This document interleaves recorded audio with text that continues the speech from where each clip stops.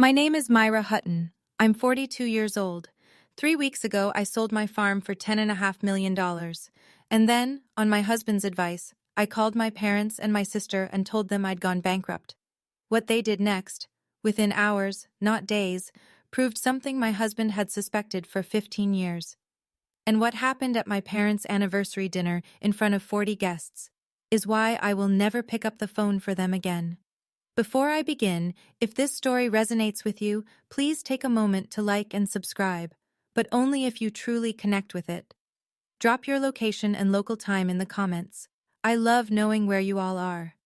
Now, let me take you back to a Tuesday morning in March, the day I signed the papers that changed my life. The attorney's office smells like old coffee and printer ink. I sit across from Douglas Whitfield, a stack of papers fanned out between us, and I sign my name 14 times. Each signature transfers another piece of my farm, my 800 acres of certified organic soil, my contracts with 3 regional supermarket chains, my packing facility, my name, to Meridian Agricorp. Marcus sits beside me. His hand finds mine under the table after the last signature, and he squeezes once. He doesn't say anything. He doesn't need to. $10.5 million. 20 years ago, this land was a weed-choked strip of clay that my father handed me like a consolation prize. My sister Jocelyn got the good parcel, 60 acres near the highway with county water access. She sold it within a year for $180,000 and spent the money on a European tour and a down payment on a house she couldn't afford. I got the dirt nobody wanted. I taught myself soil chemistry from library books.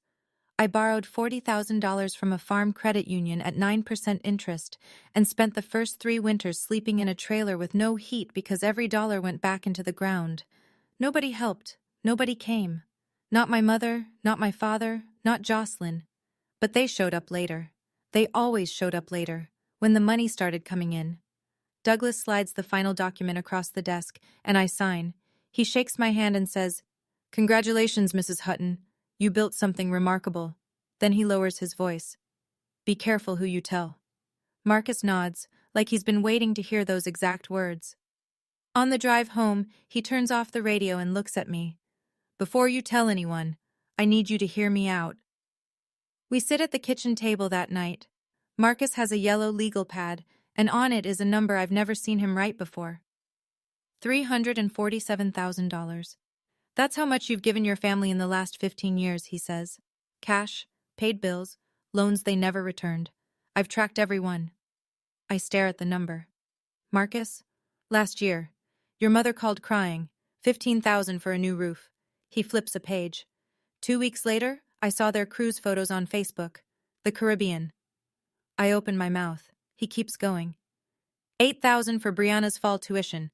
Jocelyn posted a new handbag on Instagram the same week. Price tag almost identical. She said that was a gift from Todd. And when you broke your shoulder in the tractor accident, nobody came. Not one person. Your mother called the following week to ask for a deposit on a new car.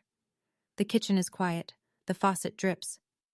"If you tell them about the $10.5 million, Marcus says, they will be wonderful to you. They will call you every day. They will bring flowers, and you will never ever know if any of it is real." I push back from the table. "They're my parents, Marcus." "I know. That's why this matters." He puts the pen down. "Tell them you went bankrupt. The farm was foreclosed. The bank took everything. Then wait. And if they prove you wrong? Then I'll apologize. I'll drive you to their house myself." I look at the legal pad. 15 years of line items. Not once in that list does anyone ask me how I'm doing. "If I'm wrong," I say, "I'll apologize. I want to be wrong." He reaches across the table and holds my hand. "I know you do." The next morning, I sit on the bed with my phone, scrolling back through old messages to find my father's number. I haven't called him directly in months. It's always my mother who reaches out, always when she needs something. That's when I see it.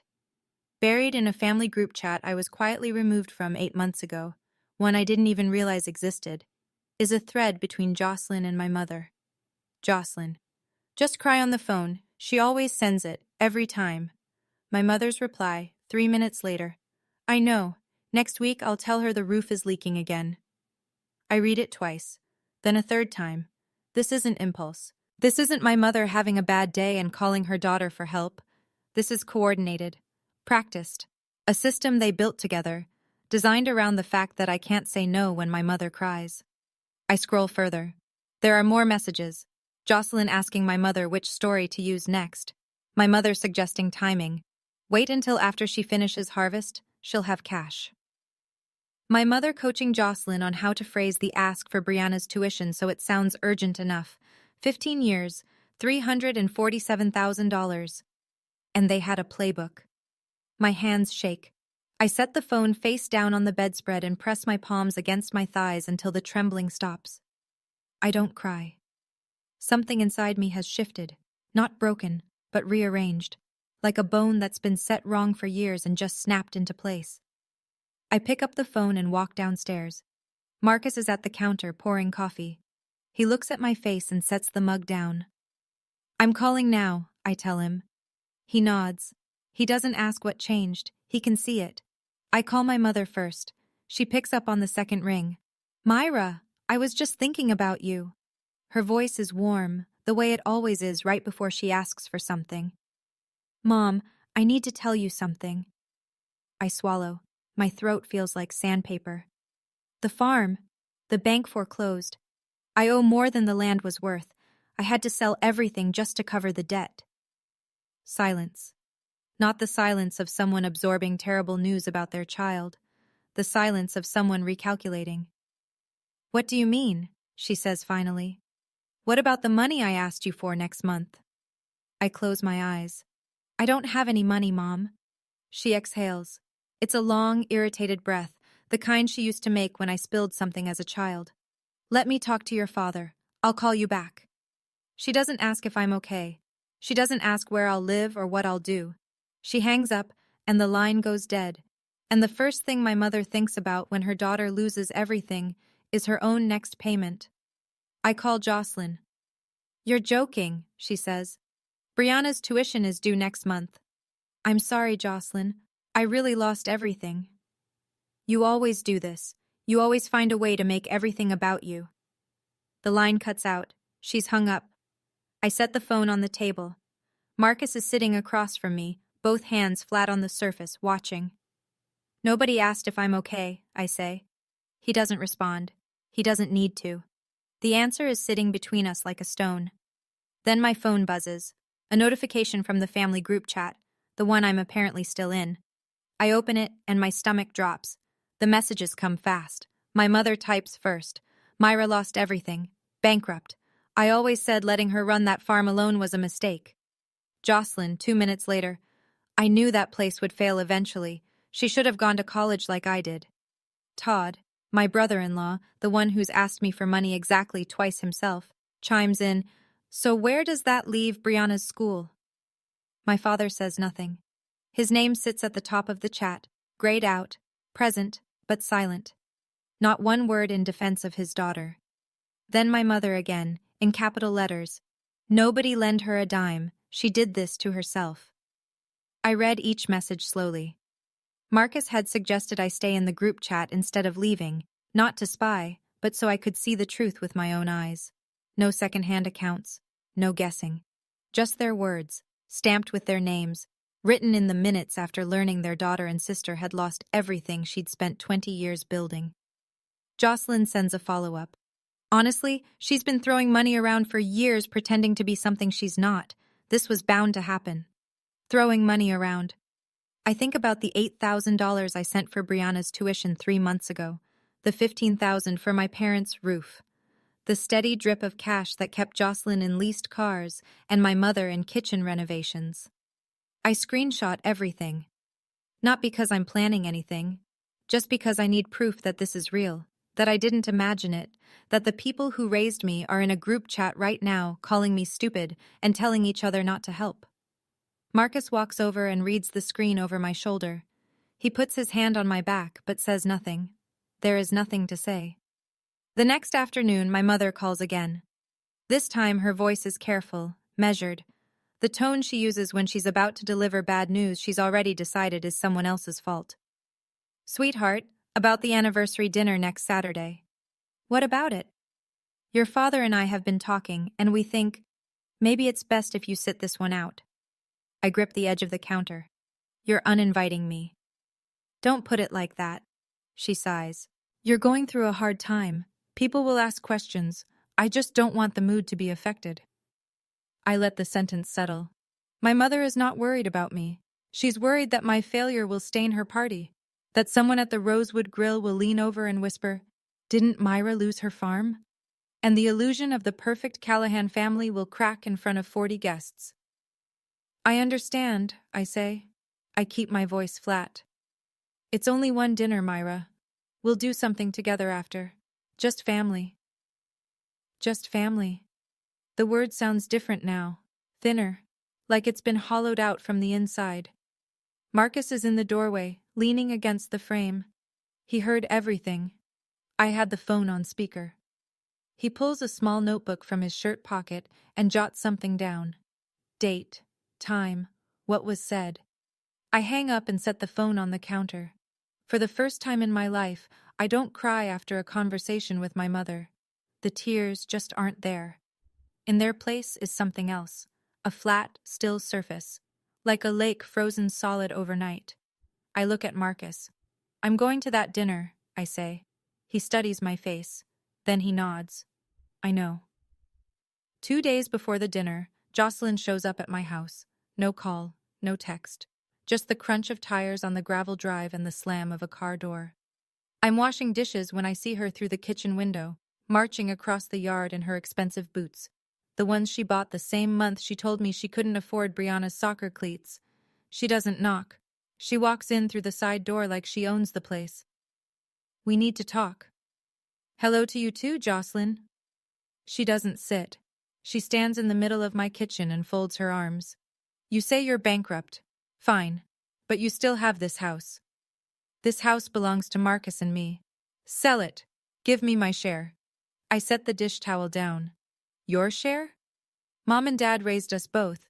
They put food on the table, clothes on our backs. You owe this family, Myra. You got the 60 acres by the highway. You sold them for $180,000. I got the clay field nobody wanted and turned it into something. From scratch. She waves her hand. That's different. You didn't go to college. You didn't need as much. Marcus steps into the kitchen from the hallway. His voice is quiet. Jocelyn, she said no. Please leave. Jocelyn turns on him. This is a family matter. You don't get a say. Myra is my family. And she said no. The kitchen is silent. Jocelyn's jaw tightens. Then she pivots back to me. Mom and Dad think you're hiding money somewhere. There it is. They didn't come to ask. They came to accuse. Jocelyn leaves without another word, the screen door snapping shut behind her. I listen to her car back out of the drive, and I don't move until the sound is gone. That evening, my father calls. His voice sounds tired, not worried, just worn down. Like dealing with me is another chore he didn't plan for.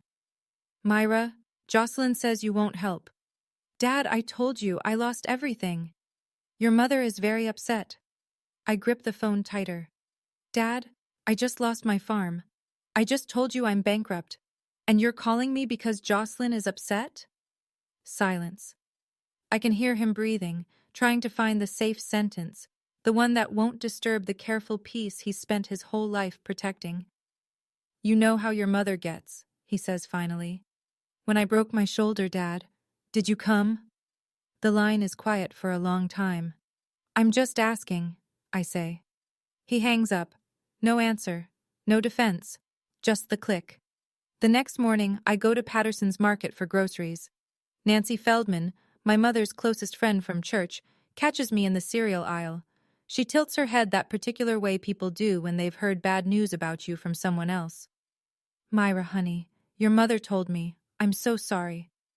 I grip the cart handle. She told you. Just that things have been tough with the farm. She's worried about you. My mother is not worried about me.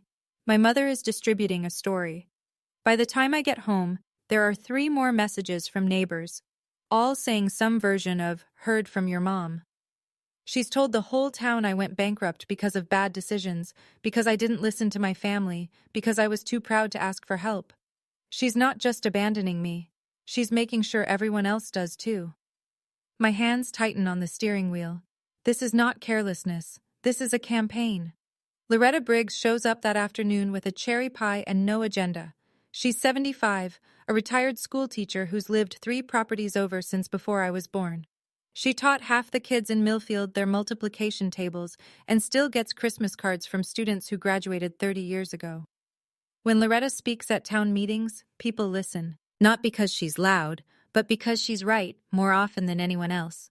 She finds me on the porch, staring at the line of fence posts that used to mark the eastern edge of my property. My eyes are red. I don't pretend they're not. "I brought pie," she says. She sets it on the railing and sits in the other chair. I tell her everything: the sale, the test, the phone calls, the group chat, the uninvitation, the rumors at the supermarket. I don't hold back, and she doesn't interrupt. When I finish, Loretta is quiet for a long time. She looks out at the yard, at the barn Marcus repainted last summer, at the gravel drive where Jocelyn's tire marks are still visible. "I've watched your mother borrow from you for 20 years, she says finally. "I've watched Jocelyn drive a new car while you patched your tractor with baling wire. I've watched, Myra. And I never said anything because it wasn't my place." She turns to face me. Her eyes are steady. "But nobody can set your boundaries for you, sweetheart. That part is yours." I wipe my eyes. "Are you going to the anniversary dinner?" Loretta picks up her pie plate and brushes a crumb off the edge.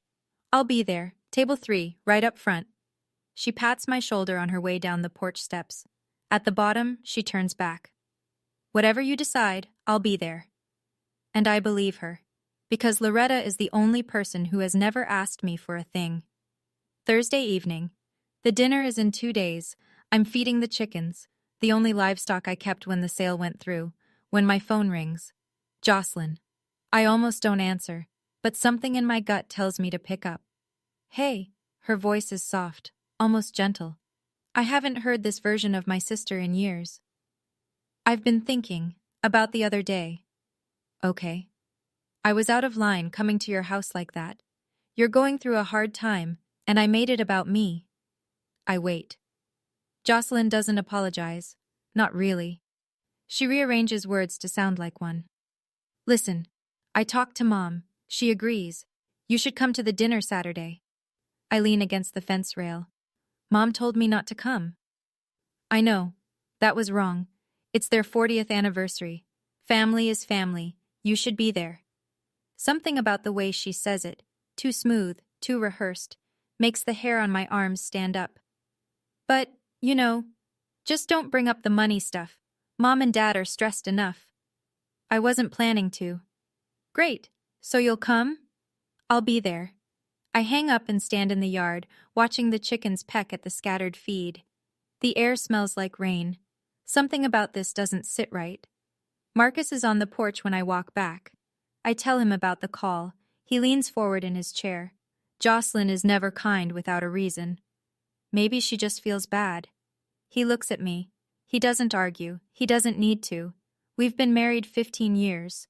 I know what that look means. Why would Jocelyn need me at that dinner? The question follows me to bed and sits in the dark beside me, unanswered. Saturday morning, the day of the dinner.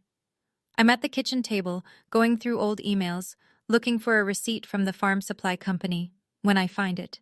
A forwarded message from my father, sent to my mother 6 months ago. I'd skimmed past it at the time, buried under 100 other messages about seed orders and equipment invoices. I'd never opened it. I open it now. It's an inquiry letter from Meridian Agricorp, addressed to the Millfield County Real Estate Office. They were asking about agricultural land in the area, specifically certified organic acreage with existing distribution contracts. The email was forwarded from my father's friend at the county assessor's office to my father, with a note. "Don, thought you should know. Looks like someone big is interested in Myra's land." My father forwarded it to my mother. No subject line, no comment. 6 months ago. My parents knew someone was interested in buying my farm, for a price that would change my life. And they said nothing.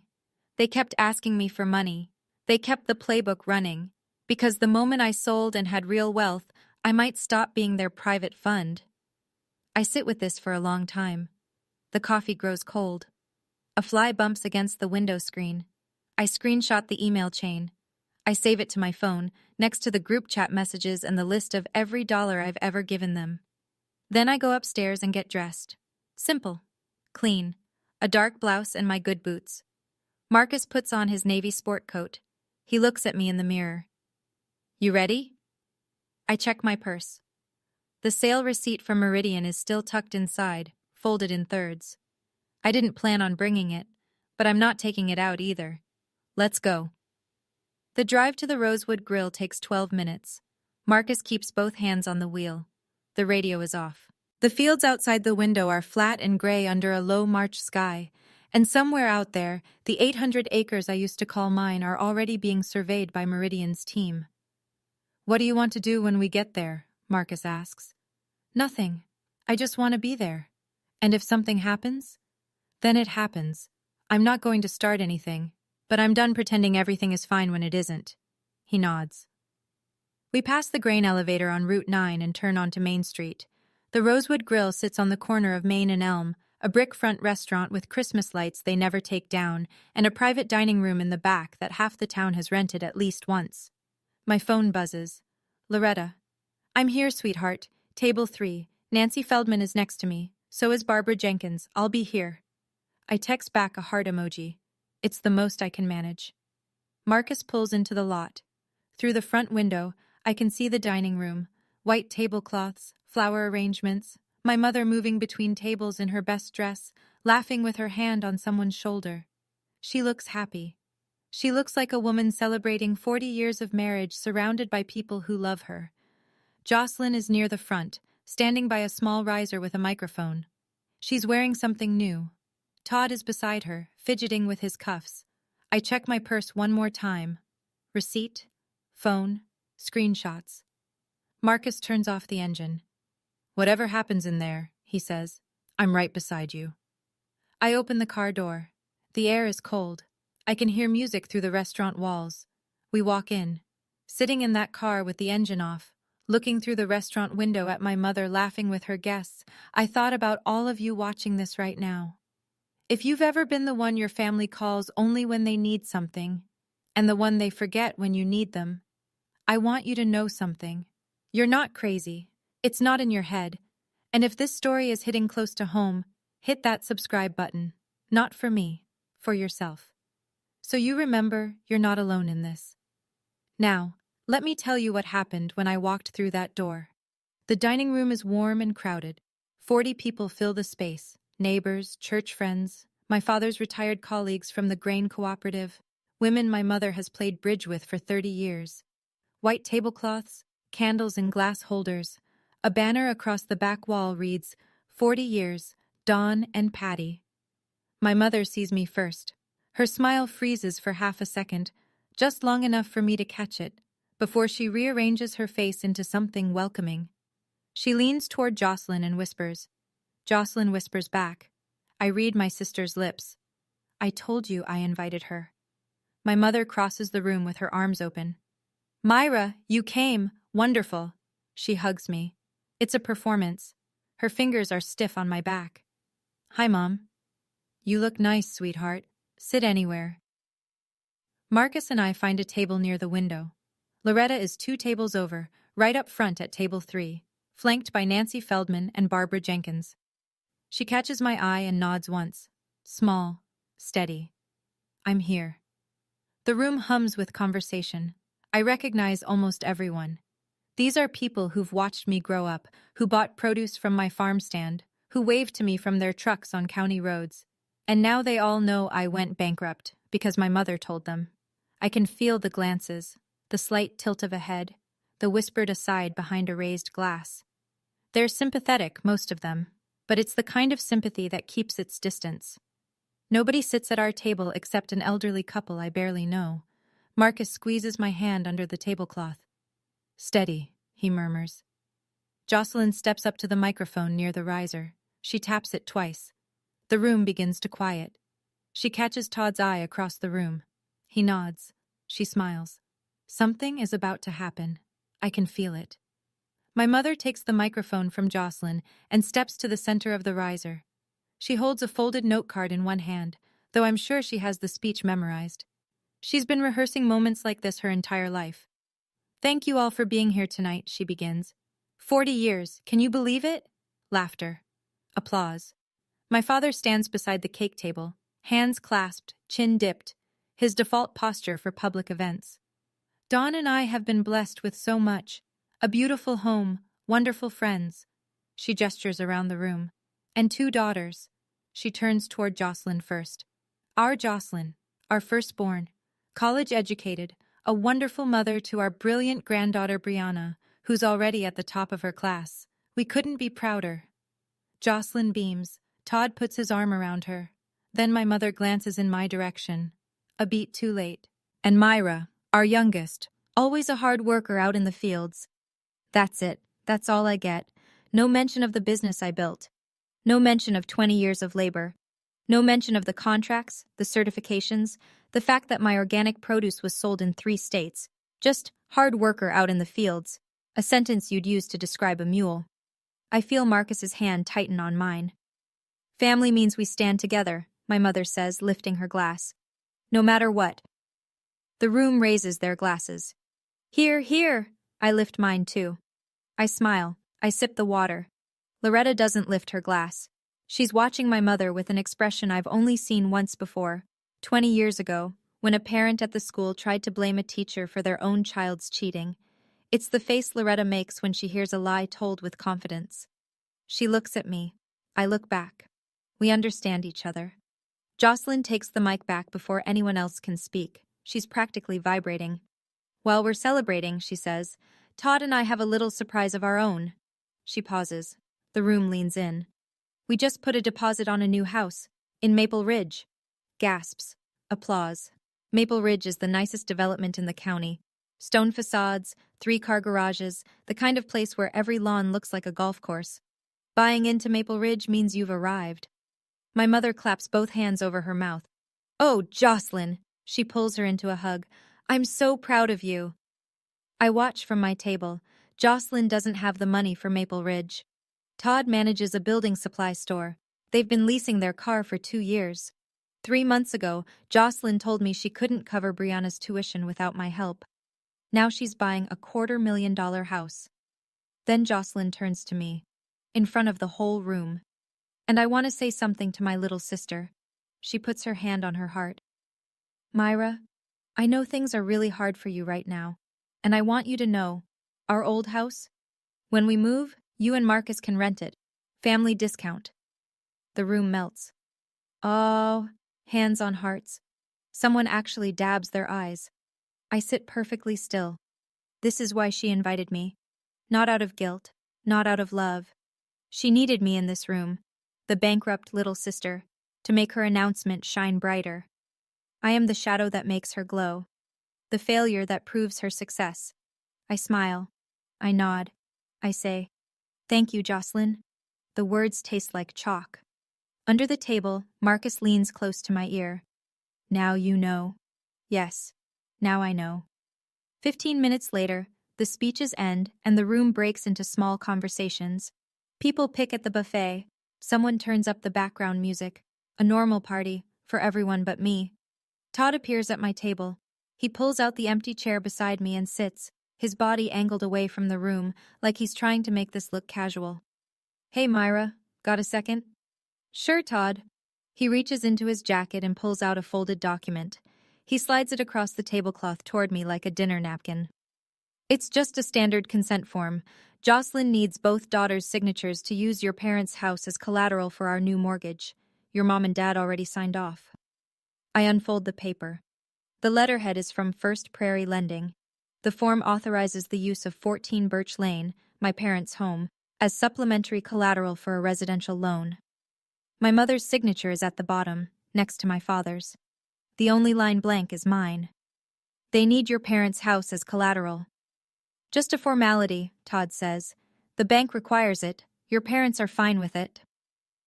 I stare at the document. The ink is fresh. My mother signed this today. This is it. The real reason Jocelyn called me Thursday night. The real reason I was reinvited. Not to reconcile. Not because family is family, because they need my signature on a piece of paper to finance a house they can't afford, using my parents' home as a bargaining chip. I look up at Marcus. His face is completely still.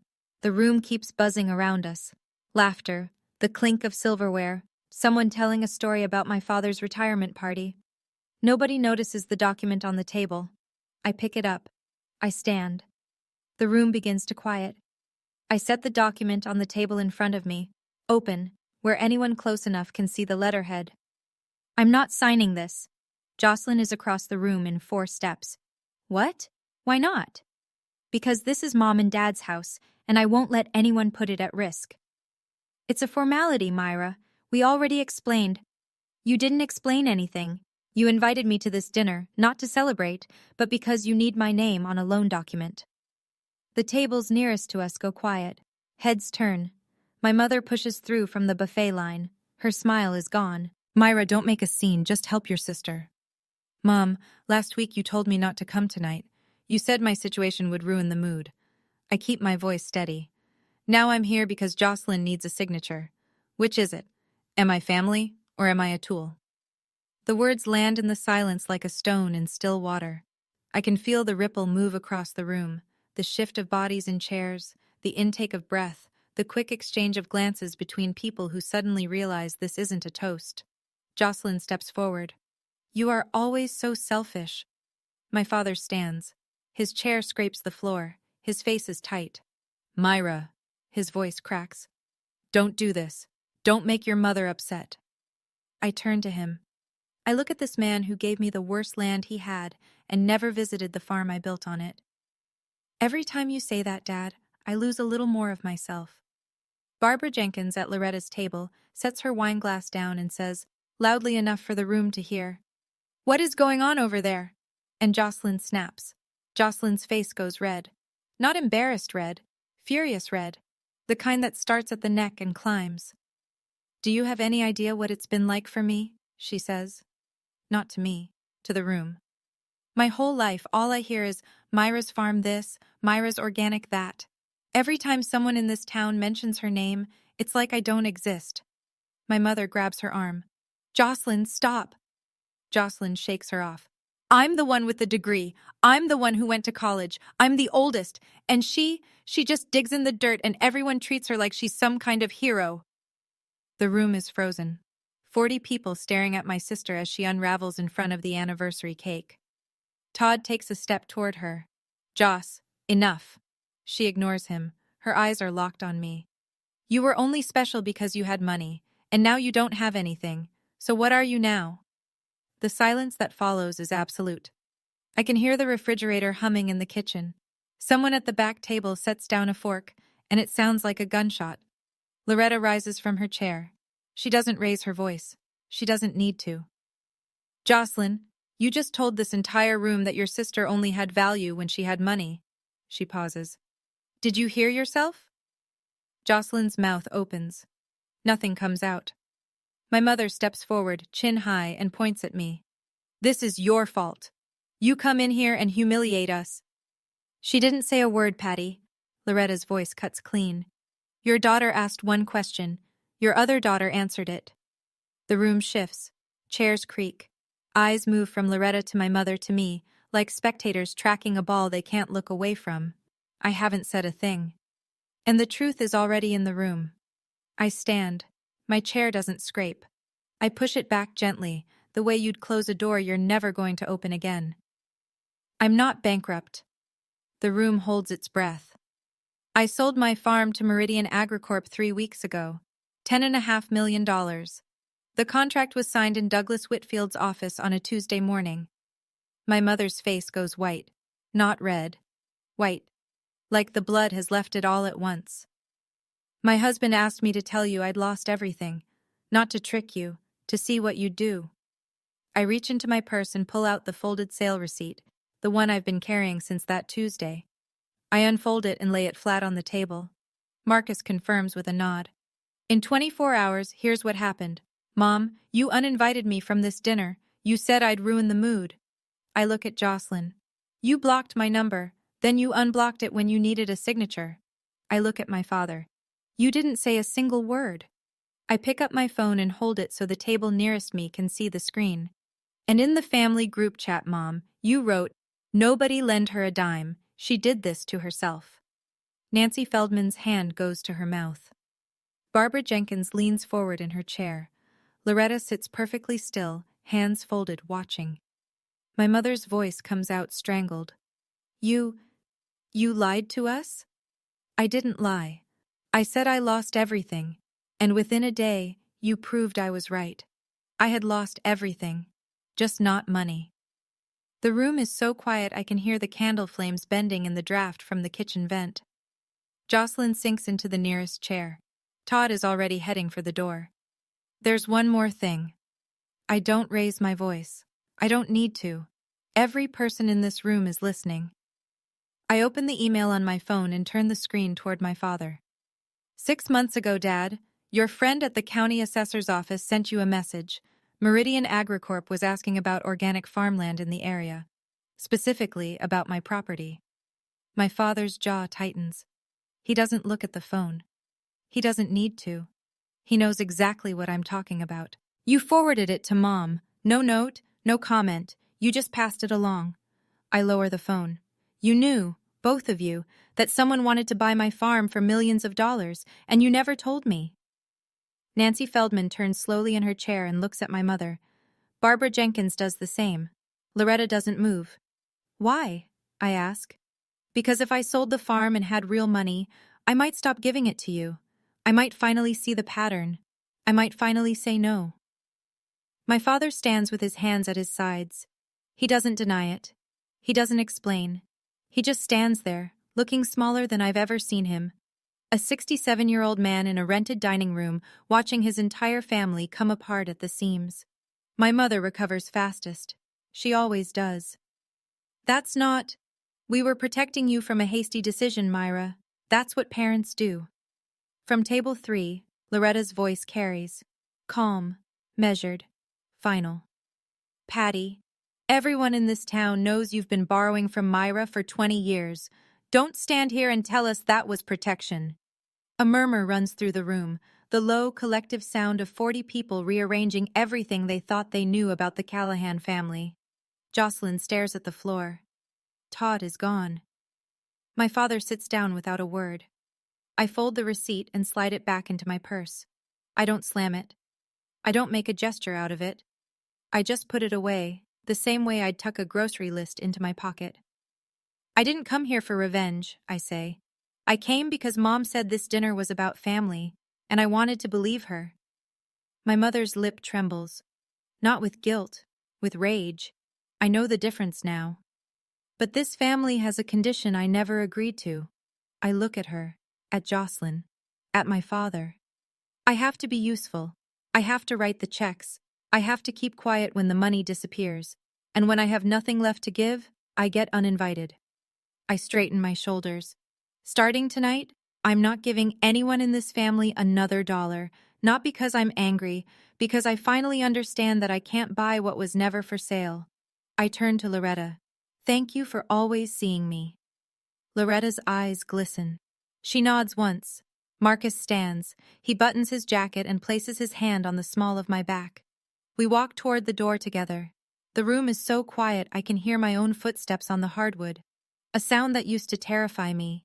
The sound of leaving, of being the one who walks away. It doesn't terrify me now. Nobody calls my name. Nobody follows us. Outside, the parking lot is cold and dark. The restaurant light spills through the windows in yellow rectangles across the asphalt. Marcus opens the passenger door for me and I get in. He starts the engine, looks at me. You okay? I lean my head back against the seat. The tension that's been coiled in my chest for 20 years, maybe longer, loosens one notch. For the first time in 20 years? Yes. 48 hours after the dinner, my phone lights up like a switchboard. My mother texts first. Sweetheart, I'm sorry. I reacted badly. I was in shock. Can we sit down and talk? Jocelyn, 6 hours later. I know I was wrong, Myra. I've been under so much pressure. Let's get lunch, just the two of us. My father sends the longest message he's ever written. 3 whole paragraphs. He uses the word sorry 4 times and the word proud twice. He's never used either with me before. I read each message sitting at the kitchen table, my coffee going cold. Marcus is across from me, working through an invoice from the hospital. He doesn't look up. He already knows what the messages say. He knew they were coming. When you had nothing, he says quietly, they disappeared in 24 hours. Now that they know you have 10.5 million, they came back in 48. He sets his pen down. Same people, same speed, different direction. I scroll through the messages one more time. The apologies are polished. The wording is careful. Every sentence is designed to reopen a door. Not because they're sorry, but because the money is still on the other side of it. I don't reply to any of them. Instead, I open the family group chat and type one message. I need time. Please don't contact me. I hit send. Then I mute the chat. Then I set the phone face down on the table and sit with the silence. It's the first silence in weeks that doesn't have a knife in it. Marcus looks up. What do you need? Nothing, I say. I think that's the whole point. Walking out of that restaurant, I felt something I hadn't felt in 20 years. My own 2 feet on solid ground. If you're still watching, I think you know exactly what I mean. Some of you are living this right now. And I want you to hear this. Setting a boundary isn't betrayal. It's survival. If you haven't subscribed yet, now's the time. The next part is the one nobody expected. And drop a comment. Tell me, have you ever been the ATM of your family? Without my signature, the collateral falls through. First Prairie Lending rejects Jocelyn and Todd's mortgage application within the week. The Maple Ridge deposit, $40,000 borrowed against a line of credit they couldn't afford, is gone. Non-refundable. The development sales office sends a polite letter. The house goes back on the market. Someone else will get the stone facade and the 3-car garage. But that's not the worst of it. Todd finds the credit card statement 2 days later. Jocelyn had taken a cash advance, $25,000, to cover part of the deposit. She hadn't told him. She'd hidden the balance behind an auto-pay minimum and hoped the mortgage would close before he noticed. I hear about this from Loretta, who hears it from Nancy, who hears it from Barbara, who lives next door to Todd's brother. In Millfield, information travels through the same channels as water, downhill and everywhere. Todd moves to the guest room. Jocelyn pulls Brianna out of Westfield Academy because the tuition is now coming from nowhere. Brianna starts at Millfield Regional the following Monday, shell-shocked and quiet. I feel sick about that part. Brianna didn't do anything wrong. The anniversary dinner becomes the only thing people in town talk about. Not in a malicious way. Millfield isn't cruel, just honest. People talk the way people do when they realize the family they thought they knew was a facade, held together with borrowed money and borrowed silence. Patty gets approached at church by Helen Watts, the deacon's wife, who asks plainly, "Is it true you told people not to help Myra?" My mother doesn't answer. She picks up her purse and leaves the service early. For the first time in 40 years, nobody at First Baptist Church saves her a seat. A week after the dinner, I hear a knock at the front door. It's my father. Alone. No car in the driveway. I realize he walked. The 3 miles from town, in March, in his old canvas jacket and the cap he wears to the hardware store. He stands on the porch with his hat in his hands. He looks 10 years older than he did at the restaurant. "I'm not here for money," he says. "Okay. I'm here because I owe you something. Not money. Words." I open the door wider. He steps inside. Marcus is in the kitchen. He pours a cup of coffee for my father, sets it on the table, and walks outside without a word.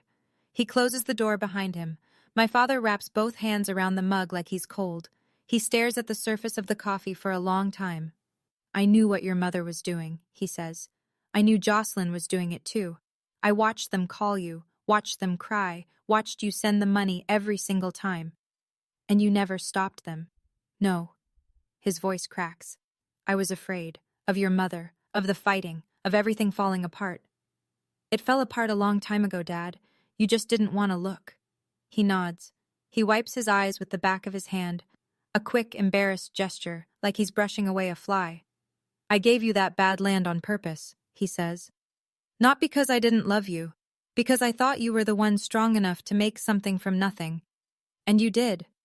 And I was too much of a coward to protect what you built. I sit across from him. I love you, Dad. But I can't go back to being the person everyone remembers only when they need something. He nods.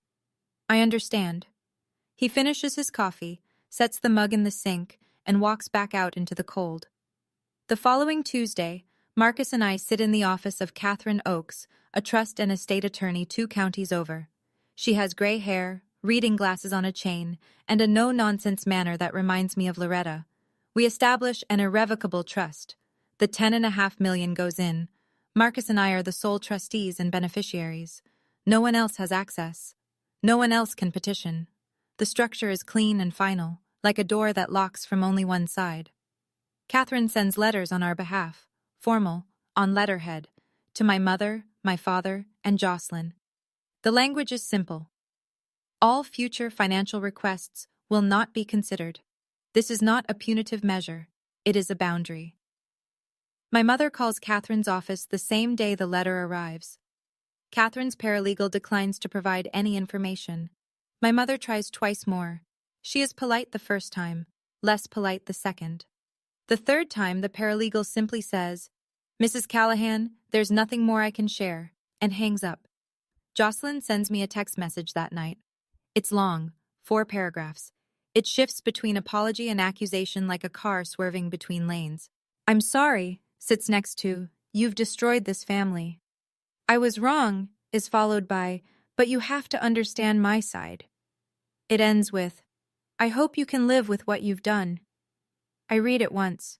I set the phone down. I don't reply.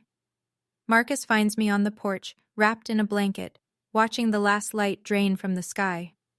"Jocelyn says I destroyed the family," I tell him. He sits beside me. "You didn't destroy anything. You just stopped rebuilding what they kept breaking." The sky turns dark.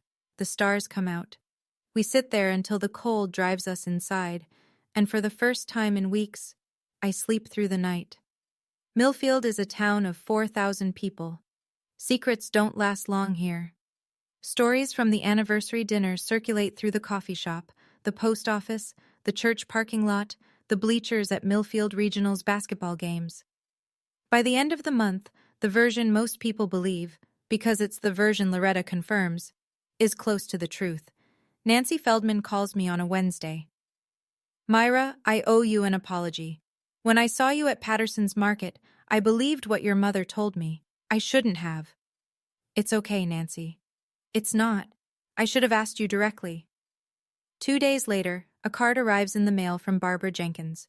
No money inside, just a note. "Proud of you, Myra. Your grandmother would be too." I put it on the fridge. At First Baptist, the Sunday sermon shifts. Pastor David doesn't name names. He doesn't have to. He speaks about what it means to love someone and still say no, about the difference between generosity and being consumed. My mother sits in the back pew with her arms crossed. She leaves before the final hymn. Jocelyn and Todd cancel the Maple Ridge purchase officially. Brianna transfers to public school. Todd starts sleeping in the guest room and stays there. Jocelyn's Instagram goes quiet. No more new handbag photos. No more restaurant check-ins. My mother tries to hold the old narrative. Myra has all that money and won't help her own family. But the ground has shifted. People saw Loretta stand up. People heard what Jocelyn said about me being worth nothing without money. The performance doesn't hold anymore. For 20 years, I was the one people pitied or ignored. Now something has changed. It's not admiration exactly. It's something quieter. Respect. I didn't ask for it. I just stopped pretending. 3 weeks after the dinner, my mother plays her last card. A text message, 11:47 p.m. "Myra, I've been having chest pains. I might have to go to the hospital. I thought you should know." I stare at the screen in the dark bedroom. Marcus is asleep beside me. The blue light of the phone turns the ceiling into a shallow pool. My pulse spikes. For a moment, one sharp animal moment, I'm 22 again, standing in a trailer with no heat, and my mother's voice on the phone is the only warmth I have. I want to call. I want to drive over. I want to be the good daughter, the one who drops everything, the one who never says no. Then I open a browser on my phone and call the front desk at Millfield County Hospital. I give my mother's name. The woman on the line checks the system. "We don't have a patient by that name, ma'am." "Thank you." I hang up. I sit in the dark for a long time. This is the last move, the health scare, the guilt trip that bypasses logic and goes straight to the gut. It's the weapon of last resort for a woman who's spent 65 years learning exactly which strings to pull. I type back, "Mom, if you're truly sick, I will always help with medical care, but I won't send cash. And I'll verify first." The message delivers. The read receipt appears. No reply. There's nothing to reply to, because the trap only works when you don't see it. I set the phone on the nightstand and lie back down. My hands don't shake. My chest doesn't tighten. I feel tired. Deeply, thoroughly tired. But it's a different kind of tired. It's the tiredness of someone who's finished, not someone who's given up. I close my eyes. I sleep. The envelope arrives on a Thursday, hand-addressed in the careful, rounded cursive of a 14-year-old girl. No return address, but I recognize the stationery. Pale blue, the kind Brianna picked out last year when I took her school shopping. I open it at the kitchen table. "Dear Aunt Myra, I don't understand everything that happened between you and Mom. Nobody tells me the full story, and I think that's because they don't want me to pick sides. I'm not picking sides. I just wanted you to know that I miss you. You always made me feel like I was smart enough to do big things. Mom doesn't really say stuff like that. You do. I'm sorry for whatever Mom did. I know she's not always nice. Love, Brianna." I read the letter 3 times. Then I fold it carefully and press it flat against my chest, and I cry. Not the helpless, wrung-out crying I've done so many times this month, but the kind that cleans.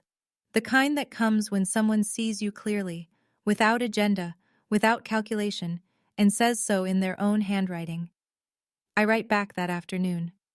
"Dear Brianna, I love you. I will always be here for you. But I need some time with your mom right now, and that's between her and me. None of this is your fault. Don't ever let anyone tell you it is." Then I call Catherine Oakes. I ask her to set up a restricted education fund, $50,000, held in trust, accessible only for tuition and school expenses. Jocelyn's name is not on it. Brianna can use it when the time comes. Marcus reviews the paperwork that evening. He signs his portion without hesitation. "She's a good kid," he says. "She's the best of all of them." He nods. That's the last word either of us says about it. 6 months later, Marcus and I close on 200 acres in Cedar County, 30 miles east of Millfield. The land isn't as flat or as rich as what I had before, but it's good land. Clay loam over limestone, with a spring-fed creek running along the western edge. The kind of land that rewards patience. We build a smaller operation this time. No contracts with supermarket chains. No packing facility. Just 40 acres of mixed vegetables, a small orchard, a roadside stand, and enough chickens to keep Loretta in eggs. Loretta drives out every Saturday with pie. She sits on our new porch. Marcus built it himself with lumber from the old barn, and we drink iced tea and talk about nothing important. Sometimes she brings her friend Ruth, who teaches quilting at the community center. Sometimes she comes alone and we sit in silence, watching the wind move through the young apple trees. I join a support group in the next town over. Women who understand what it means to be the family ATM. We meet every other Tuesday in the basement of a Methodist church. Nobody uses last names. The coffee is terrible. It's the safest room I've ever been in. Jocelyn hasn't contacted me. Patty sends a message on Mother's Day and Thanksgiving. Always the same tone, always a thin blade wrapped in scripture. "Praying for you daily, sweetheart." I don't respond. My father sends a Christmas card. Handwritten, 3 sentences. "Merry Christmas, Myra. I think about you. Love, Dad." No request. No guilt. Just the words. I keep the card. I put it next to Barbara Jenkins' note on the fridge. The boundary holds. The quiet stays. I used to think quiet meant something was missing. Now I understand. It's the sound of a life that finally belongs to me. I want to say something to you directly now, if that's all right. For 15 years, I believed I was the problem. I believed I didn't give enough, didn't try hard enough, didn't love my family the right way. Every time my mother cried on the phone, I thought it was my fault. Every time Jocelyn made a cutting remark about my education, or my job, or my life, I absorbed it. I told myself that's what family does. They push your buttons because they love you. Marcus saw it differently. He saw a woman who worked 80-hour weeks in the heat and the cold to build something real, and then handed pieces of it away to people who never once asked how she was doing. He didn't say it to hurt me. He said it because he loved me enough to tell the truth when nobody else would. I'm not telling you this story so you'll feel sorry for me. I don't need that. I'm telling you because I know some of you are sitting where I sat. At that kitchen table, looking at a phone full of messages from people who only reach out when they need something, wondering if you're crazy for feeling used. You're not crazy, you're not selfish, you're not ungrateful. Setting a boundary doesn't mean you stopped loving someone. It means you started loving yourself. If your family treats you like a bank account with a heartbeat, that is not your failure. That is their choice. And you are allowed, you are entitled, to choose differently. I chose differently. It cost me my mother's approval, my sister's presence, and a version of my father I'll never get back. It gave me my life. I'd make the same choice again tomorrow. Early morning. The new farm.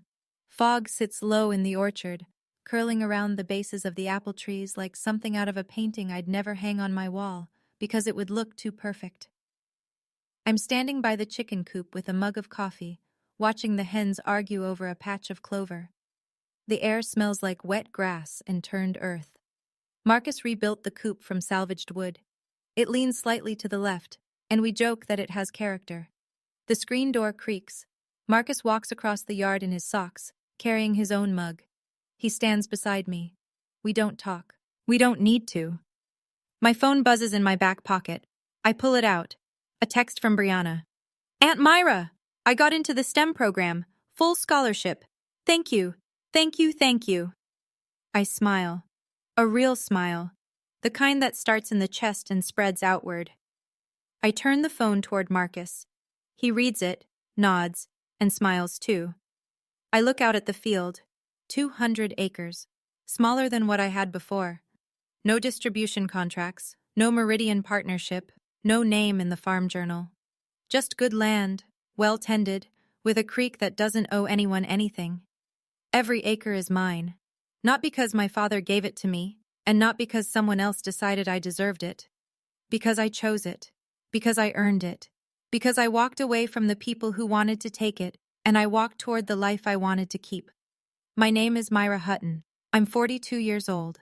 And for the first time in my life, I don't owe anyone a single thing, not even an explanation. The fog lifts, the sun comes through, the chickens settle down. It's a good morning. That's my story. And if it felt like yours, even a little, I'm glad you stayed until the end. Drop a comment below and tell me, what boundary have you set, or what boundary do you wish you could set? I read every single one. And if you want more stories like this, real ones, about real women choosing themselves, check the description below. There are 2 more videos I think you'll love. Subscribe if you haven't already. And remember, you are not an ATM. You are someone's equal, always. My name is Audrey Offit, and I'm 34 years old. 3 weeks ago, my aunt sent me a video by mistake. There was no message with it, just a clip from a family dinner I'd missed because I was closing out the books for a client. I pressed play, expecting nothing. What I got was my whole family laughing, my brother calling me a pathetic failure, and my mother waving it off with a single line that rearranged my entire life. For 6 years, I had been paying their bills, the mortgage, the truck, the tuition, the rent. And there they were, deciding I should be grateful. I didn't say anything that night. I just opened my laptop and started doing the one thing I'm actually good at. By the time the next payment was due, every person at that table would understand exactly what they'd been laughing at and exactly what it was about to cost them. Welcome back to Calm Drama Stories, where the quietest person in the room turns out to be the one holding everything together, and where dignity always outlasts noise. If you've ever been the dependable one, the one nobody thanks, this story is for you. drop a comment, and be sure to subscribe. It was a Thursday night. Late. The kind of late where the whole street has already gone dark. I was at my own kitchen table, eating reheated soup with one hand and reconciling a hardware store's receipts with the other. That's the job. I keep the books for 3 small businesses in town, and the work follows me home. My phone lit up against the counter. A text from Aunt Carol. No words. Just a video file sitting there like a wrapped gift. I figured it was a forwarded clip. Maybe a dog doing something. Maybe a birthday reminder for my mother's party coming up. I wiped my hand on a dish towel and tapped it. The screen threw a cold blue light up onto the dark ceiling, and the sound came out of that tinny little speaker before the picture even sharpened. Laughter. I knew every voice in it. My mother's, low and amused. My brother's, loud the way it gets after his second beer. My sister's, that quick giggle she does when she wants someone to know she agrees. The camera was angled across a dinner table I'd sat at 100 times. It was the dinner from the week before, the one I couldn't make because I was finishing a month-end close. They'd gone ahead without me. They always could. I turned the volume up. My soup went cold next to my elbow and I didn't notice. I leaned in toward that little glowing rectangle the way you lean toward a stranger's conversation when you suddenly hear your own name in it. Because I had. Someone in that video had just said Audrey, and the table had laughed. My brother Wade was standing up with his glass. He does that, makes a toast out of nothing, fills a room because the room is the only place he feels big. He was doing an impression of me. Hunched over, squinting, tapping at an invisible calculator. Here's to Audrey, he said, and the table was already grinning. 34, no husband, no kids, just her little numbers. A pathetic failure who's real good at adding up everyone else's money. Megan, my sister, laughed into her wine. Be nice, she said, in the voice people use when they mean the opposite. And then my mother, Lorraine, at the head of the table, the way she's always at the head of every table, lifted one hand to settle them down like she was the reasonable one. Oh, leave her alone, she said. She's fine. She should be grateful. At least the money gives her something to feel useful about. The whole table broke open at that. Real laughter. The easy kind. The kind that only happens when nobody at the table thinks the person they're talking about will ever hear it. I watched my Aunt Carol on the edge of the frame. She laughed too. But her eyes went down to her plate and stayed there. I sat in my dark kitchen and I waited to cry. Because that's what you do, isn't it? The tears didn't come. Something colder came instead. Something quiet and level, like a balance sheet that finally has both columns filled in. I reached out and paused the video on the exact frame where my mother's mouth was still open around the word grateful. I looked at it for a long time. Then I reached for the one thing in my life that has never once lied to me. My ledger. You should know who I am before you decide how to feel about what I did. I'm a bookkeeper. I do the books for a hardware store, a veterinary clinic, and a little bakery on Main Street that would have closed 2 winters ago if I hadn't caught what the last guy missed. I taught myself most of it, then made it official with night classes at the community college while I worked days. Nobody handed me a client. I earned everyone by never being off by a penny. People trust me because numbers don't have feelings and neither do I, at least not on the page. That's where I'm good. People are the part I never got the hang of. When I think hard, I click the cap of my pen over and over, a little metronome my coworkers tease me about. I was clicking it that night without realizing. Here's the thing I'll admit, because the whole story falls apart if I don't. I have a weakness, and it isn't softness. It's the opposite. I carry things before anyone has to ask. Bill comes due, I pay it. Problem shows up, I solve it quietly, alone, at this same table at midnight. I never learned how to need anybody, so I made myself the one everybody needed. I told myself that was strength. I'm good with numbers. I'm worse with people who treat kindness like a subscription they forgot they signed up for. And my family had been on that subscription for 6 years. I just hadn't sent them the bill yet. It started with the house. 6 years ago, my father died. Fast. The way the strong ones sometimes go. And he left behind the home I grew up in, and a mortgage he'd been quietly losing the fight against. The bank sent the kind of letters you don't show people. My mother couldn't qualify to refinance on her own. She hadn't worked in 30 years. Wade's credit was a crime scene. Megan didn't have an income to put on a form. So the bank looked at the four of us and found exactly one person whose name made the math work. Mine.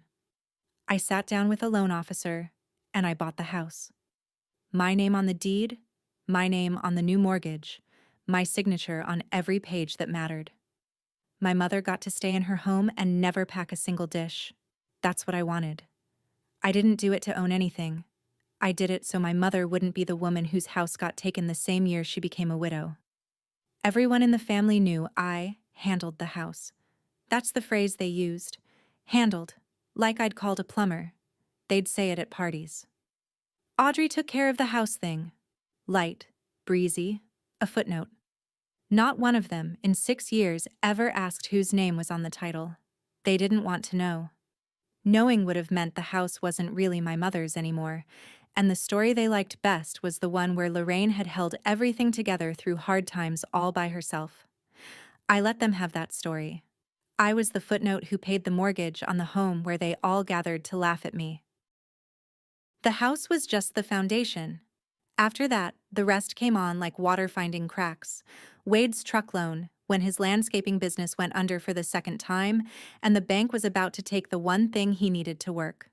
My niece and nephew's tuition at the private school Megan insisted they couldn't possibly leave in the middle of everything. Megan's rent, after she and her husband split up, and she just needed a year to land on her feet. That year turned into 4. And my mother, of course, the steady drip of her, the electric bill, the medication copays, the property taxes on the house I already owned. Every month it was the same ritual. The first of the month, I'd sit down at this table with my coffee and my spreadsheet and I'd move money. Click, transfer, confirm. Click, transfer, confirm. Wade, Megan, the school, the utility company, my mother. I never made a show of it. I never posted about it, never brought it up at dinner, never once said the words out loud. I just did it, the way you'd water a plant, except the plant kept growing teeth. I had a column for each of them in my own private file, the way I'd track any account. But I'd never run the total.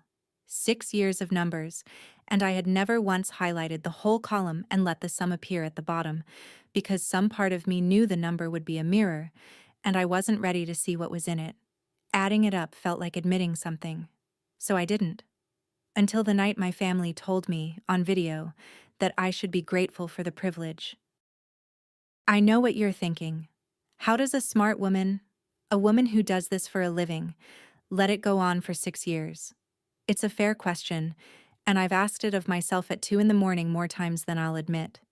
So let me be clear about something. I wasn't blind. I tried. About 3 years in, I sat Wade down and asked, gently, if he could pick up even part of the kids' tuition now that he was working again. My mother heard about it before I'd finished my coffee. She called and cut me off mid-sentence. Your brother is drowning, Audrey. You're the strong one. Don't you dare make this about you. So I dropped it. Another time I asked if we could all sit down together and talk about the family finances. Just talk. And the meeting I scheduled had exactly one person at it. Me. I kept paying, but not because I was a fool. I kept paying because the alternative had a face. Stop the tuition mid-year and a 9-year-old gets pulled out of school in front of his friends. Stop the mortgage and my mother, a widow, loses the house she'd buried my father from. Those weren't abstractions. They were real people who would really be hurt, and I was the only adult in the room who seemed to understand that. So I told myself the story everyone in my position tells themselves. I told myself that underneath the taking, they loved me. That the gratitude was just buried somewhere I couldn't see it. That's the lie I lived on. And the video, when it finally came, was merciful in exactly one way. It took that last lie away from me for good. I didn't sleep much, But in the morning, I still made coffee, because I'm not the type who lets the ground fall out from under a Tuesday. I sat down at the table. I opened the laptop, and my hand stopped, hovering over the spreadsheet where I keep the recurring transfers, the ones that fire off on the first of every month like clockwork. The next round was due on the first. I counted the days on the calendar by the fridge. 19 of them. And then I noticed something that made the back of my neck go cold in a way the video hadn't. The first of the month fell on a Saturday this year. The same Saturday as my mother's 60th birthday party. The party I was paying for. The party where the whole family and half the town would gather in the church hall to celebrate Lorraine Offit holding her family together through hard times. I sat there with my coffee going cold for the second night in a row, and for the first time in 6 years, I did not click transfer. I opened a fresh tab instead. I pulled up 6 years of bank history, every account, every statement, and I started to read it the way I read a client's books when something feels off. I want to be honest with you about what this was. I wasn't planning revenge. I genuinely wasn't. I was doing an audit. There is a difference between those two things. But by the time I was finished, I'm not sure even I could have told you where one ended and the other began. That weekend, I watched the video again. Not to wallow, to audit it, the same as the numbers. I scrubbed it frame by frame in the blue light of my phone, pausing on each face the way you'd flag a suspicious entry. I wanted to know exactly who was in this, and how deep. Wade was the loudest. No surprise. He was the one on his feet doing the impression. Megan was the chorus, laughing on cue, the way she's laughed on cue her whole life to stay on the right side of whoever's holding court. My mother was the conductor. One raised hand and they all settled, one dry remark and they all laughed. She should be grateful. She didn't even raise her voice to land it. And then there was Aunt Carol, half out of frame, holding the phone. She was the one filming. She laughed when the others laughed, a beat late every time, her eyes dropping to her plate after. I watched her hand the camera angle around the table, and I realized something that stopped me cold. Carol filmed this, and then Carol, 3 days later, sent it to me. No caption, no oops. Just sent the whole thing straight to the one person it would gut. I sat back in my chair and clicked my pen, slow, thinking. I couldn't tell yet what that was. A fumble of fat fingers on a small screen, or a woman who couldn't say the words out loud, handing me the evidence and hoping I'd do what she didn't have the spine to. I didn't know which, but I knew I'd find out before this was over. The strangest part was how normal everyone stayed. 2 days after I'd watched my family call me a failure, my phone buzzed with the usual traffic, like nothing in the world had shifted. Wade, hey sis, truck insurance is due. Can you grab it this month? Kinda tight, Ren? Not a hello. Not a thank you. Just the ask, the way you'd text an app. Then Megan sent me a link to a dining set she'd found, $1,100, with a little note. For the apartment, what do you think? What I thought was that she was asking my permission to spend my money, and didn't even know that's what she was doing. And then my mother called, and I let it go to voicemail, and listened later. Audrey? Honey, have you booked the caterer for the party? People are RSVPing. Don't leave it to the last minute, and don't you dare embarrass me at my own party. You know how you get quiet. People will be watching. People will be watching. I almost laughed out loud in my empty kitchen. She had no idea how right she was about to be. Not one of them knew I'd seen the video. Not one of them suspected the woman who paid for everything had finally sat down and started counting. And that, I came to understand, was the only real advantage I'd ever held in this family. Time. For the first time in 6 years, I had time, and they didn't know the clock was running.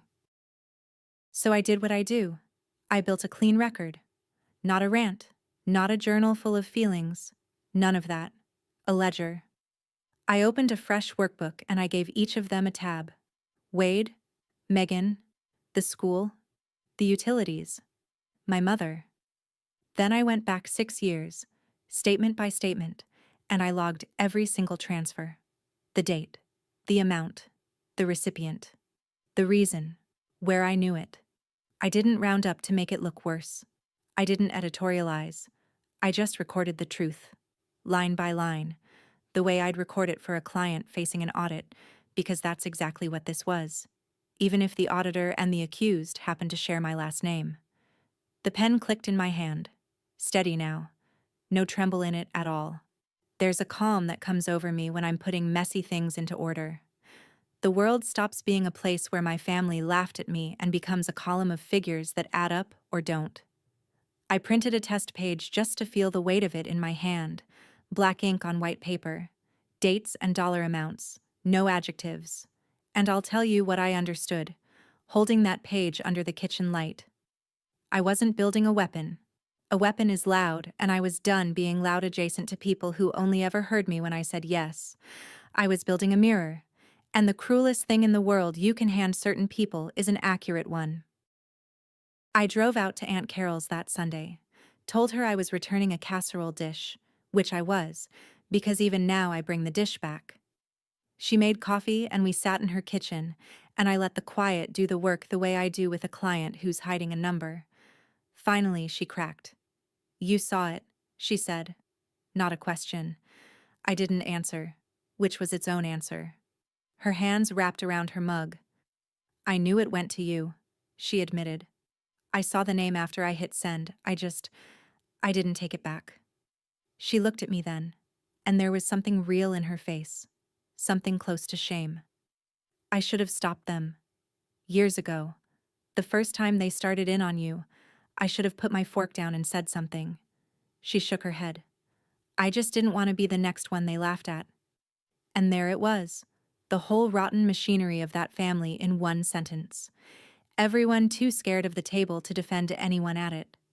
I asked her, quiet, "Was that the first time?" She didn't meet my eyes. "No, honey," she said.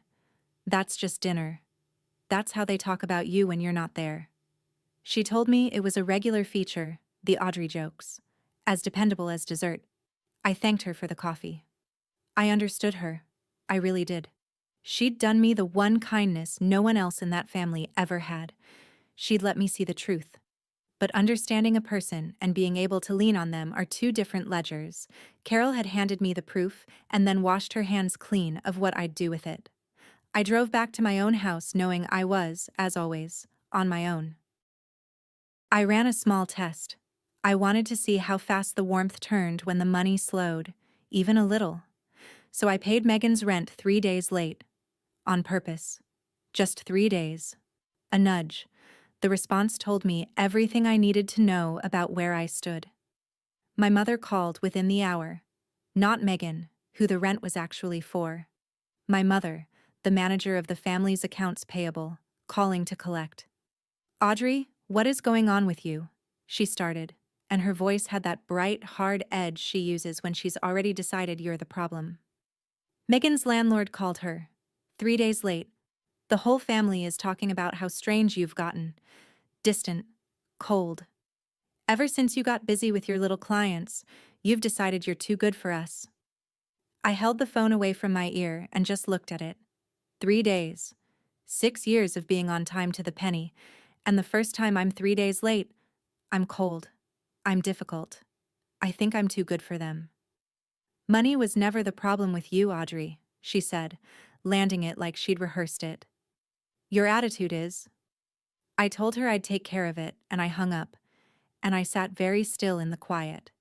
3 days late, and suddenly I was the villain of the family. So I let myself do the math on what 6 years of perfect, silent, on-time payment had actually purchased me. The total came to nothing. Not a thank you. Not a defense at a dinner table. Nothing but the standing right to keep being on time. That was the night I went to the file cabinet. I keep my real records in a gray metal cabinet in the corner of my home office, the boring kind, the kind that holds the actual spine of a life. Bottom drawer, back of the hanging files, there was a thick folder I hadn't opened in 6 years, the closing packet from when I bought the house. I carried it to the kitchen table and spread it out flat under the warm yellow light, No blue screen this time, no laughter, just paper. There it was, page after page. The deed of conveyance, recorded with the county, grantee listed in plain black type, Audrey M. Offutt. The mortgage note, borrower of record, Audrey M. Offutt, signed and dated 6 years back. The closing statement, the escrow disclosures, the title insurance, the whole architecture of ownership, and my name on every load-bearing page of it. I sat there and ran my thumb down the deed. I'd always known this, of course. I'd signed it. But knowing a thing and looking at the proof of it laid out on your own kitchen table are different. The house everyone in my family called Mom's house, the house where they'd gathered to laugh at me, the house my mother told the whole town she'd held onto through her own strength, that house was legally, completely, undeniably mine. I had been the owner and the tenant of my own family's contempt at the same time. I'd paid for the roof they sat under while they decided I was a failure. I clicked my pen once, set it down on the deed, and I felt the last of the fog burn off. I wasn't confused anymore about what I was going to do. I just had to decide how to do it so cleanly that no one could ever call it cruelty. The next morning, I did the thing I'd avoided for 6 years. I went back to the workbook, the one with a tab for each of them, and I highlighted the whole column, every transfer, every account, and I let the spreadsheet do what spreadsheets do. The total appeared at the bottom of the screen. I'm not going to say the number out loud here, because the number isn't really the point, and anyway, it was large enough that saying it would just sound like bragging, and I have spent my whole life not bragging. But I'll tell you, it was a house. Several times over. It was a retirement I didn't have. It was bigger than I'd feared, and I'd feared a lot. And here's the strange part. I didn't cry about the money. The money was just numbers, and numbers don't hurt me. What got me, sitting there with that total glowing at me, was the time. 6 years of Friday nights I'd said no to, of dates I'd canceled to finish someone else's month end, of vacations I never took because the first of the month always came. I cried for about 4 minutes. I let myself. Then I wiped my face with the back of my hand, the way my father used to, and I was done. Because crying is just a feeling, and a feeling isn't a plan. I finally understood what my mother had meant on that video. She said I should be grateful. And you know what? She was right that someone in this family should be grateful. They were grateful. Every single one of them was deeply, quietly grateful for exactly one thing. That in 6 years, I had never once added up the total. If you've ever sat with a number you were afraid to add up, the real cost of being everyone's safety net, then you already know how I felt at that table. Stay with me. What I did next wasn't loud and it wasn't cruel. It was just honest. If this is hitting a little too close to home, leave a comment and tell me about it. And subscribe, so you don't miss how it ends. The first real test came from Wade. His truck insurance text was still sitting there, the one with no hello in it. Before, I'd have paid it inside an hour and never mentioned it. This time, I waited a day. Then I typed back one line, calm, no anger in it at all, because anger would have given him something to push against. I'm not able to cover that this month. That was it. No explanation. No apology. I'd learned a long time ago that a clear sentence with no excuse attached is the hardest thing in the world for a certain kind of person to argue with. My phone rang before I'd set it down. Wade, of course. The sweetness was gone in about 4 seconds. "Since when?" he said. "Since when are you not able? You got those little businesses paying you. What? Are you saving up to feel important?" I stayed quiet, which made him louder. "You think you're better than us now? Sitting there with your spreadsheets?" And then, because he couldn't help himself, because the video had told me exactly who he was, he said it. "Don't act like you're not the pathetic one here, Audrey." There it was again. Pathetic. The same word from the same mouth, except now I was on the phone to hear it instead of watching it on a screen. I let the silence sit. Then I said, "Okay, Wade." And I hung up. One sentence. "I'm not able to." It cost me nothing, and it cost him everything. and we both knew exactly which of us was about to feel the difference. After that, the phone didn't stop. It turns out a family that never calls to ask how you are will call constantly the moment the money flinches. Megan first, texting that I was being so selfish right now that Wade had enough going on without me playing games. Then a cousin I hadn't heard from in a year, suddenly concerned about the family being divided. Then my mother, the heavy artillery. She didn't call this time. She sent a text, and I think she sent it in writing because she wanted me to have to read it twice. After everything this family has done for you. That was the whole message. I read it standing at my kitchen counter, and I'll be honest, I almost laughed. After everything this family has done for me, I actually opened my workbook and looked, just to be sure I hadn't missed something. Some column where the help flowed the other way. There wasn't one. Everything this family had ever done for me fit comfortably in the empty space below the totals. I set the phone face down on the counter and I didn't answer a single one of them. Not Megan, not the cousin, not my mother. Instead, I reached into my desk and took out a stack of plain manila envelopes, the heavy kind, and I set them on the table in a neat row. I smoothed the top one flat with my hand. I didn't know yet exactly what words I'd put inside them, but I knew the shape of what I was building now, and for the first time in 6 years, the quiet in my house felt like mine. I thought hard about how to do it, because how you do a thing is the whole thing. I could have blown it all up in the family group chat, posted the totals, named who'd taken what, let them read it on their phones and feel the floor tilt. I could have called each of them and said the cruel, true things I'd been swallowing for 6 years. I could have made it loud, but loud was their language, not mine. Loud keeps you in the room, arguing, explaining, defending, and I was so tired of being in the room, so I chose the opposite. I made a plan with 4 parts, and I wrote each one down so I wouldn't soften on it at the last second. 1. I'd sign the deed of the house back to my mother and set the mortgage up for her to assume, so no one could ever say I'd taken her home.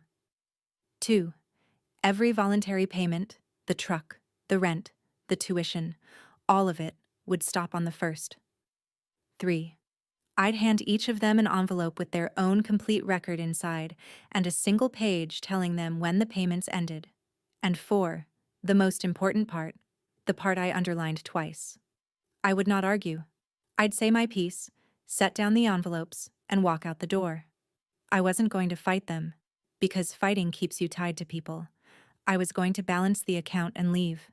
And the calendar, bless it, had already chosen the day for me. The next payment was due on the 1st. So was my mother's 60th birthday party. I decided to let the date make it look like fate. I know some of you are already shaking your heads, thinking she should have just texted them the spreadsheet and been done with it. Stay with me, because the way this lands in person is the whole reason I'm telling you. If you've ever had to set a boundary with people who only respect you when you're useful, you'll want to see how this goes. Drop a comment, hit subscribe, and let's get to that party. I didn't do any of it on emotion. I'm a bookkeeper. I do things in the right order or I don't do them. First, I called a friend of mine, a CPA I trust, and ran the whole shape of it past her. No names, just the structure. Then I sat down with a real estate attorney here in town for an hour, and I paid her for that hour like I pay for everything. She walked me through it plainly. The house was mine, free to deed however I wanted. I could transfer it to my mother. But, she warned me, and I'd already known this, deeding the house didn't erase the mortgage. The loan was still in my name unless my mother could qualify to assume it or refinance it herself. If she couldn't, she'd have to sell or find a way to carry it. The price tag came with the gift. The attorney looked at me carefully when she said that part. The way people do when they're checking whether you understand what you're choosing. I told her I understood completely. I wasn't trying to trap my mother. I was trying to hand her, finally, the actual weight of the house she'd spent 6 years pretending she carried alone. Let her feel what it really costs. Let her decide what to do with it as a grown woman, the way I'd had to. As for the rest, the truck and the rent and the tuition, Those were gifts, the lawyer confirmed, and gifts can stop the day you decide they stop. No notice required, though I'd give fair notice anyway, because I'm not the one who behaves badly in this story. I had her draw up clean transfer documents. I wrote a single, plain letter to go with each envelope. No feelings in it, just facts and dates. Facts have never needed my help to hurt. The party machine ground on around me, and the whole thing ran on one quiet assumption that Audrey would handle it. Of course I was paying for the hall. I'd put the deposit down on the church fellowship hall months ago, before any of this, back when I still thought silence and money were the price of being loved. I was paying the caterer too. And there was a second assumption layered under the first, the one that made my jaw tighten every time I thought about it. Everyone expected me to say a few words. The dependable daughter, standing up at the milestone birthday to toast the strong mother who'd held the family together. My mother had been telling people for weeks. I heard about it secondhand, the way I heard about most things. Lorraine says Audrey takes care of everything, a neighbor told me at the grocery store, beaming, like it was the loveliest thing. She's so proud of you, honey, says you're her little accountant. Her little accountant, who likes to feel needed. I smiled at the neighbor and said something gracious and pushed my cart away, and in the cereal aisle I made my decision final. Because here's what they'd done without realizing it. They had built me a stage, a room full of witnesses, the whole extended family, the neighbors, the minister, all gathered and waiting for me to play the grateful daughter one last time. They'd handed me a microphone and an audience and an expectation. I decided I'd keep the stage. I'd keep the audience. I'd keep the microphone. I would just change the script they'd written for me into the one that was true. The day before the party, I went to the hall to check on the setup, and I got one last reminder of exactly why I was doing this. As if the universe wanted to make sure I didn't lose my nerve. Wade was there hanging a banner, beer already in hand at 2 in the afternoon, holding court for a couple of the younger cousins. When I walked in carrying a tray of glasses, he grinned at them and jerked his thumb at me. "Careful," he said, loud enough to carry. "Don't upset the ATM. She's been touchy lately." The cousins laughed, uncertain. The way you laugh when you're not sure if something's a joke. Megan was there too, arranging flowers. And when I started to tell her about a billing question with the caterer, she cut me off with a little wave. "Audrey, nobody wants to hear about invoices at a party," she said. "Read the room." My mother breezed past all of it, fussing over Megan's dress, adjusting Megan's collar, never once looking my way, as if I were part of the catering. And in the corner, watching all of it, was my cousin Haley, 19, home from her first year of college. She caught my eye, and her face did something the rest of them never did. It flinched. She'd seen it. "Don't upset the ATM." He'd said it like a joke, tossed it off the way he tosses everything off. But I'd stopped finding Wade funny somewhere around year 3. A joke is just cruelty wearing a party hat, and I'd been the punchline at this family's table for as long as I could remember. Tomorrow, for the first time, I'd be the one who got to finish the joke. Haley followed me out to the porch of the hall while I caught my breath. She's a good kid. The only one in the next generation who texts me on my birthday without being reminded. "Aunt Audrey," she said, hugging her arms against the cold. "Are you okay? They shouldn't talk to you like that. It's not funny." I looked at her for a second.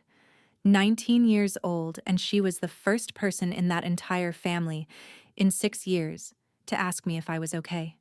Not what I could pay for. Not whether the caterer was booked. Just, "Are you okay?"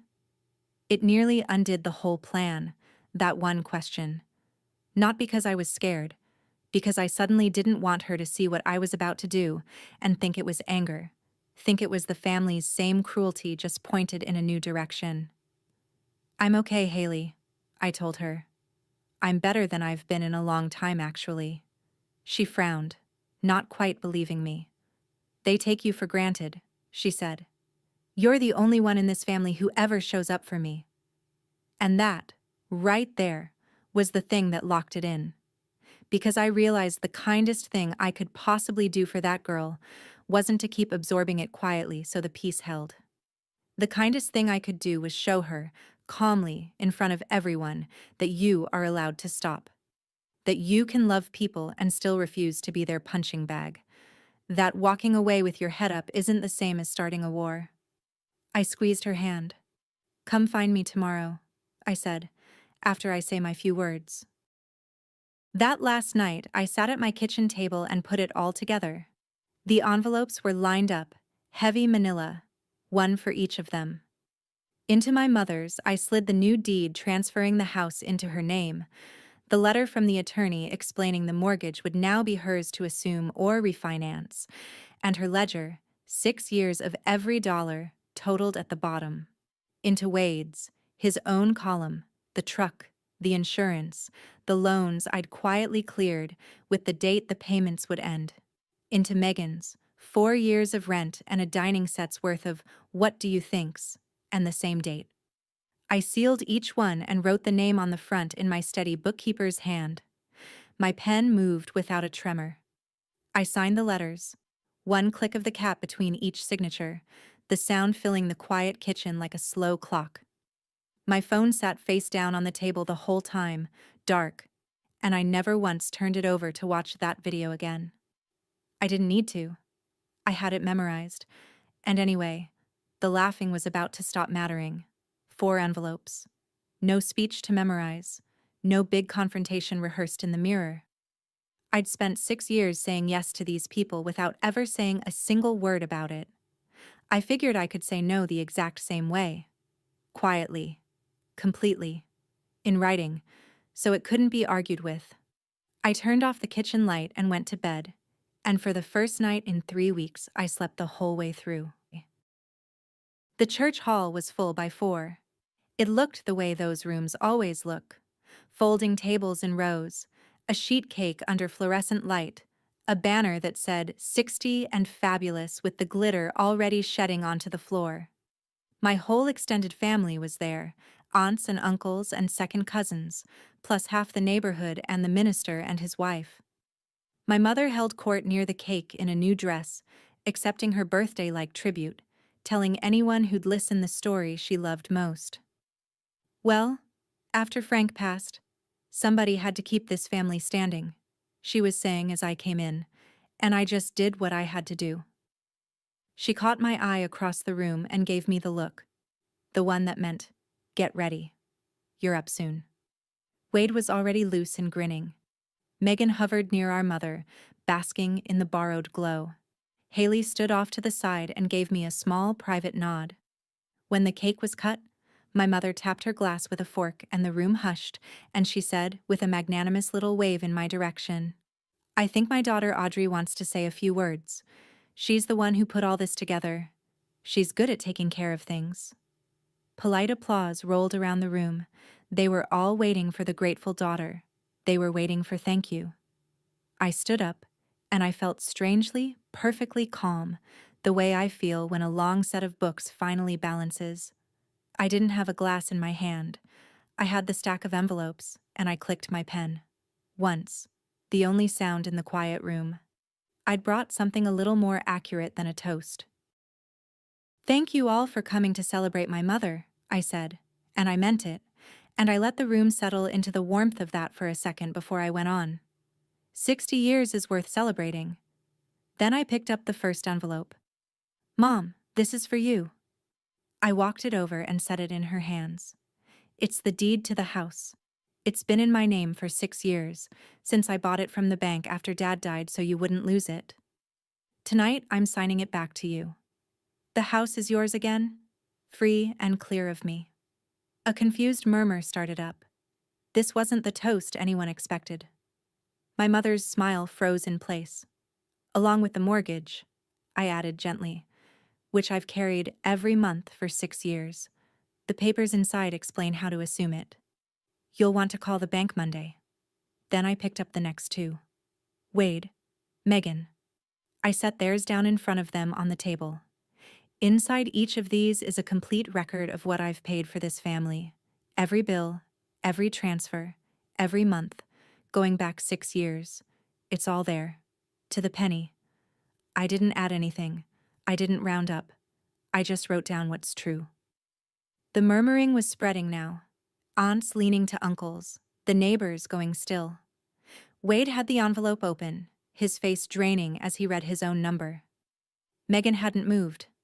My mother was staring at the deed in her lap like it might bite.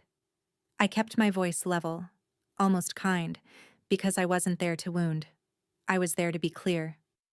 For 6 years, I said. I was told I should be grateful. I've heard it my whole life, so I just wanted tonight, with everyone here who loves this family, to make the record clear about who exactly was carrying whom. My mother came up out of her chair so fast it scraped back and tipped, and the clatter of it was the loudest thing in the room. "How dare you?" she said, and her voice cracked high and ugly across the hall. "How dare you do this to me at my own party, in front of everybody? You've always been like this, Audrey. Jealous, dramatic, desperate for attention." The deed slid off her lap onto the floor and she didn't even look at it. "You think a stack of papers makes you better than your own family?" Wade was on his feet now, too, the envelope crushed in his fist. "A few receipts," he spat. "And you think you're better than us? You always thought you were better than us." Megan had finally opened hers, and I watched the color go out of her face as she found the rent total, 4 years of it, and she started to cry, but it was the panicked kind of crying, not the sorry kind. The whole room was frozen. Every neighbor and cousin and the poor minister watching my mother scream the word grateful across a church fellowship hall on her 60th birthday. And here's the thing I want you to understand, because it's the only thing that mattered. I never raised my voice. Not once. I stood there in the center of all that noise and I felt the stillest I have ever felt in my life. I waited until my mother ran out of breath, and then I said quietly, so they had to go silent to hear me, "I'm not asking for thanks. I'm not even asking for an apology. I'm just done paying to be your punchline." A neighbor near the back, an old man who'd known my father, said it just loud enough to carry. Lord. The pathetic one was the one holding the whole thing up. And I watched it move across the room, face by face, the truth finally landing where the laughing used to. Haley crossed the floor and came and stood beside me, and she took my hand. I set the last envelope down on the table, the one with the schedule in it. The dates, everything stopped. I didn't slide it across dramatically. I just placed it, the way I place anything when I'm done with it. Then I turned to the room, not to my mother, not to Wade, but to all of them. The aunts and the neighbors and the minister who'd baptized me. "Thank you again for coming to celebrate Mom," I said, and my voice was even, almost warm. "I mean that. 60 years is a lot." I picked up my coat from the back of my chair. "The payments stop on the 1st, I said to the room, simply, like reporting the weather. "The house is yours now, Mom. I hope it's everything you've been telling everyone it was." My mother opened her mouth, but nothing came out that she'd want a room full of witnesses to hear, so she said nothing. I buttoned my coat. Haley walked me to the door, past tables of people who weren't laughing anymore, and I felt their eyes. And for once, I didn't mind them. Outside the cold hit clean and good. I pulled my phone from my pocket out of habit, and the screen was dark, and there was not a single message on it that I needed to open. I put it back. I got in my car and I drove the 15 minutes home, to my own house. The small one with my name on the deed and nobody else's expectations inside it. I didn't slam a single door on my way out of that hall. I just, finally, stopped holding one open. The fallout came in the shape I expected, just faster. My mother called the bank that Monday, like I'd told her to, and learned what the house actually cost every month. She couldn't carry it alone, so she refinanced what she could, cut her spending to the bone for the first time in her adult life, and stayed in the house, paying her own way at 60. Wade sold the truck within a month. Turns out he could have been making the payments himself for years. He'd just never had to. Megan moved to a smaller apartment across town and, last I heard, took a part-time job at the front desk of a dentist's office, her first real work in years. And the story they told, of course, was that I'd abandoned my family, that I'd humiliated my poor widowed mother at her own birthday. Some relatives believed it, the ones who weren't in the room, the ones who were in the room, who'd watched my mother scream and read the totals over Wade's shoulder. Those people went quiet and a little careful around her after that. I didn't defend myself to anybody. I'd learned that lesson finally. The ledger said everything I needed to say, and it didn't need my help. When one aunt called to lecture me about forgiveness and family and being the bigger person, I didn't argue. I just said, "This isn't something I'm looking for input on," and I wished her a good night, and I hung up. It's a complete sentence, that one. I recommend it. It closes an account faster than anything I know. Life got quieter, and then it got good. I took on 2 new clients, because for the first time in 6 years I had the bandwidth, the money, and the evenings. I took a whole weekend off and drove up to the lake and didn't bring a single spreadsheet. I'd forgotten what my own time felt like in my hands. About a month after the party, my phone buzzed with a text from Aunt Carol. Just one line. "You did the right thing. I'm sorry I didn't." I looked at it for a while. It was true, and it was real, and it cost her something to send. But it wasn't enough to undo years of laughing a beat late and looking down at her plate, and we both knew that. So I wrote back, "Thank you, Carol. I appreciate it." And I left it there. I didn't invite her back into my life. Understanding a person doesn't obligate you to keep paying their tab, in money or in chances. The one relationship I did keep was Haley. She calls me now, not when she needs something, just to talk. And sometimes she drives over and we make dinner and she tells me about school. It goes both ways, the way it's supposed to. That's the only ledger I keep with family anymore, the kind where both columns actually fill in. The rest of them have my number. They know where I live. They know the door isn't locked exactly. It's just that I'm not standing in it holding it open with my own 2 hands anymore. If they want to come through it, they can do what I did. They can carry their own weight. I learned something at that party I wish I'd known at 28. Generosity isn't a debt the people you love get to collect from you forever, and the day you finally sit down and balance the account, you find out very quickly who valued you and who only ever valued the money. That's my story. 6 years of silence, 4 envelopes, and one birthday that finally told the truth. If you've ever been the one quietly keeping everyone afloat, the dependable one nobody bothers to thank, let this be your sign. You're allowed to stop. You can set the weight down and still be a good person. If this story reached you tonight, share it with someone who needs to hear it, drop a comment and tell me your version, hit subscribe, and I'll see you in the next one. My name is Bridget Sinclair. I'm 38 years old. Last Thanksgiving, my sister slapped me across the face in front of 25 relatives, hard enough to leave a handprint, and my mom looked me dead in the eyes and said, "Say sorry or get out now." My dad didn't speak. He just walked to the front door, opened it, and stood there holding it like I was a stranger who'd overstayed her welcome. I walked out into the November cold without a single word. No goodbye, no tears, nothing. By 8 a.m. the next morning, my family woke up to a world they didn't recognize. And honestly, neither did I. If you're watching this, please subscribe and let me know where you're watching from. Now let me take you back to last November, the Wednesday before Thanksgiving, when I pulled into my parents' driveway for the last time.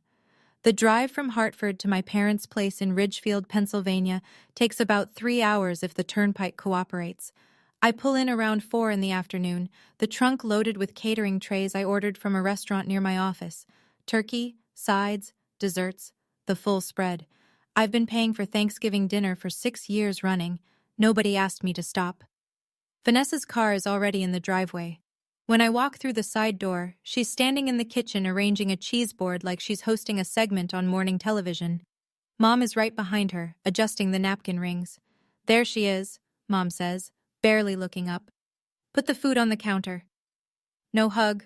No, "How was the drive?" Just directions. Vanessa waves a cracker at me. You're late. I'm not late. I told them 4 o'clock. It's 4:07. I start unloading the trays, and that's when I hear Mom talking to Aunt Colleen in the living room. Vanessa's been here since noon. She handles everything for us, you know. I look around the kitchen, the new quartz countertops I paid for last spring, the recessed lighting I wired the electrician's deposit on, the back door with the glass insert. Me. All me. Not a single person in this house has ever said, Bridget paid for that. It's always, we finally got around to updating the kitchen. I set the last tray down and notice an envelope on the edge of the counter near the toaster. It's from First Heritage Bank, the lender on my parents' second mortgage. The envelope is sealed, but the flap is slightly peeled at the corner like someone opened it and resealed it. I pick it up, turn it over. My fingers want to tear it open. Don't touch that. Vanessa is behind me. That's Mom and Dad's mail. I put it down, but I don't forget it. I should tell you about Grandma May. She raised me more than my parents did, and that's not an exaggeration. When I was 6, Dad picked up a second shift at the plant, and Mom started cleaning houses on weekends. Vanessa was 2, still a baby. So I went to Grandma May's, every morning before school, every afternoon until dark. She taught me how to read a budget, how to shake someone's hand, how to tell the difference between being kind and being used. When I was 22, I sat beside her hospital bed and held her hand.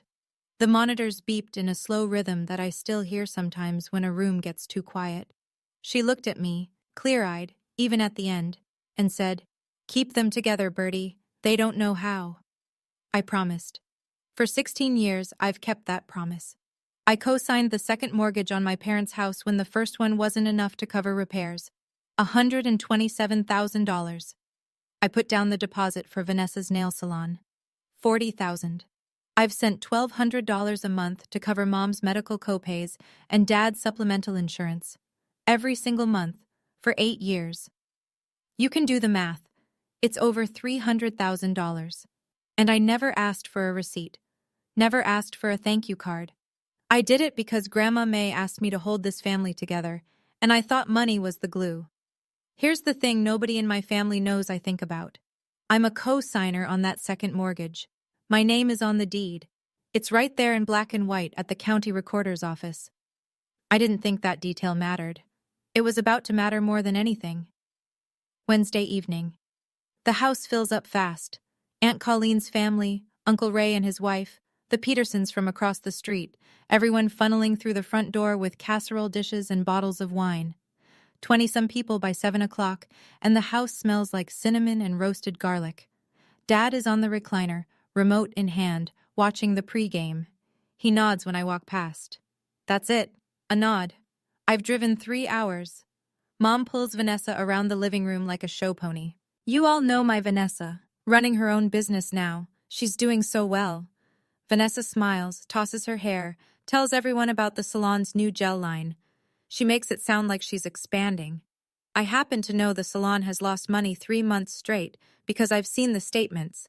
They crossed my desk when I was handling the loan paperwork. Aunt Colleen's daughter asks me what I do. Before I can answer, Mom cuts in. Oh, Bridget works up north. Some office job. Some office job. I'm the director of business development for a commercial construction firm. I manage projects worth more than this house and every house on this block combined. But sure, some office job. Aunt Ruthie, Dad's older sister, 68, silver hair, quiet eyes, is sitting in the corner chair. She catches my gaze and shakes her head. Just barely. A millimeter of movement. But I see it. She sees me. Later, in the hallway near the bathroom, Vanessa grabs my arm. Her grip is tight. Her voice is a whisper, but her tone is a command. Don't mention the loan. I told Mom it's paid off. I stare at her. It's not paid off. Just smile and stay out of my way. That's all you have to do. She walks away. I stand in the hallway alone. Let me lay out the numbers, because numbers don't lie and families do. Second mortgage on my parents' house, $127,000. I co-signed. I've made every payment for 8 years. Kitchen renovation, $34,000. New roof after the ice storm 2 winters ago, $18,000. Vanessa's nail salon deposit, $40,000. Mom's medical copays and dad's supplemental insurance. $1,200 a month for 8 years. That's $115,000, give or take. Grand total, north of $330,000. I'm sitting on the pull-out couch in the den Wednesday night, listening to the house settle around me. Everyone else went to bed an hour ago. I'm doing what I always do after a visit, running the mental ledger, wondering why I keep writing checks to people who treat me like furniture. I didn't do it for gratitude. I did it for Grandma May. But here's the part that keeps me up tonight.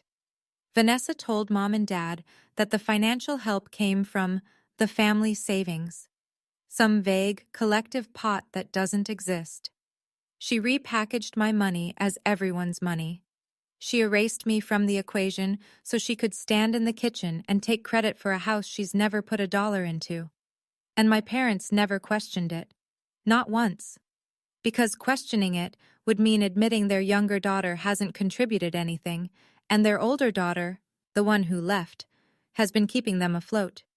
Easier to believe the lie. I roll onto my side and stare at the wall. The baseboards are new. I paid for those too. Somewhere in this house, there's an envelope from First Heritage Bank with information I don't have yet, and Vanessa doesn't want me to see it. That should tell me everything. Thanksgiving morning. I'm up at 6 before anyone else. Old habit. Grandma May used to say the person who starts the coffee owns the day. The kitchen is cold. Gray light through the window.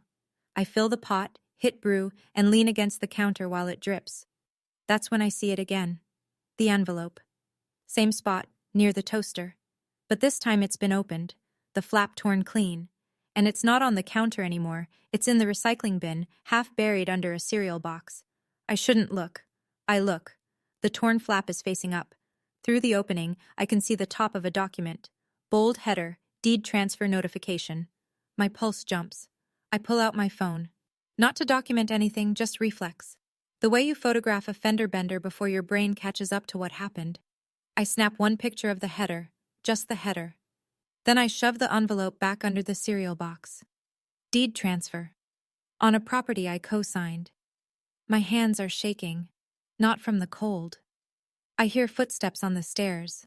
I slide my phone into my back pocket and grab a potato peeler from the drawer. When Mom walks in, I'm standing at the sink with a 5-pound bag of russets. "You're up early," she says. She's in her bathrobe, hair still pinned from last night. "Good. Peel the potatoes." Already started. She doesn't say thank you. She doesn't ask how I slept. She pours herself coffee from the pot I made and shuffles to the table with yesterday's crossword. I peel potatoes and think about that document. Deed transfer notification. It could be routine, a refinance update, a tax adjustment. It could be nothing. But Vanessa told me not to touch that envelope.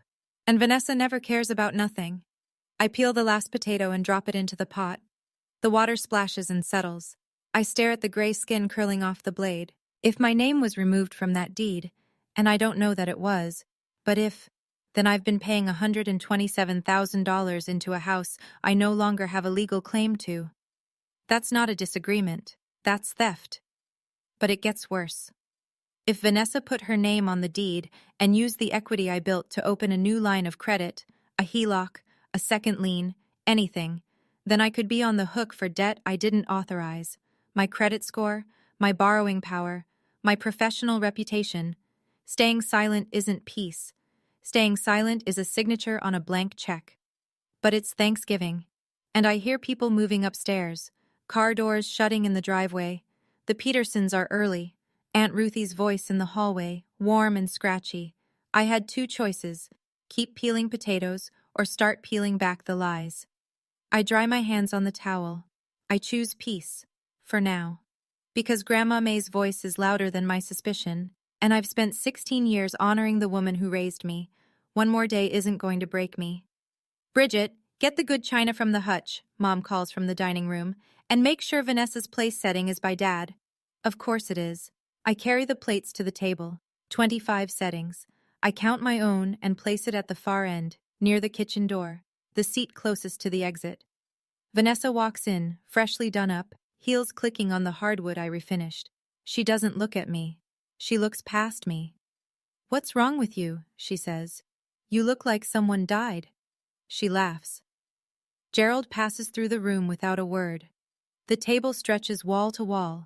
Mom brought out the leaf extension and pushed the couch back to make room. 25 chairs, dining chairs, folding chairs, the piano bench. Every seat filled. Dad sits at the head, Mom beside him, Vanessa and Derek on his other side, front and center. I'm at the far end, wedged between Aunt Ruthie and a cousin's husband whose name I can never remember. Mom taps her glass. Vanessa, would you like to say grace? Vanessa stands, she folds her hands, she closes her eyes just long enough for it to look spiritual. Thank you, Lord, for this family. Thank you for Mom and Dad and everything they do for us.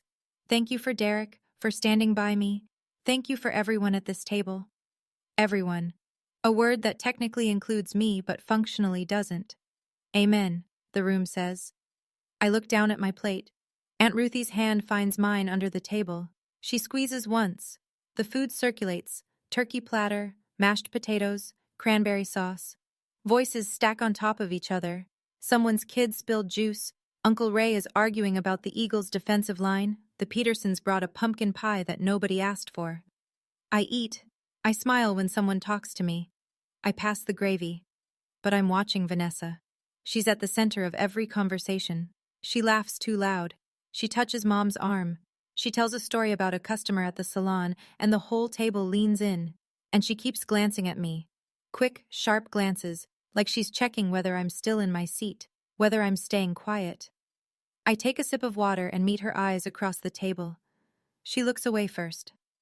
After dinner, the table fragments. Some people drift to the living room.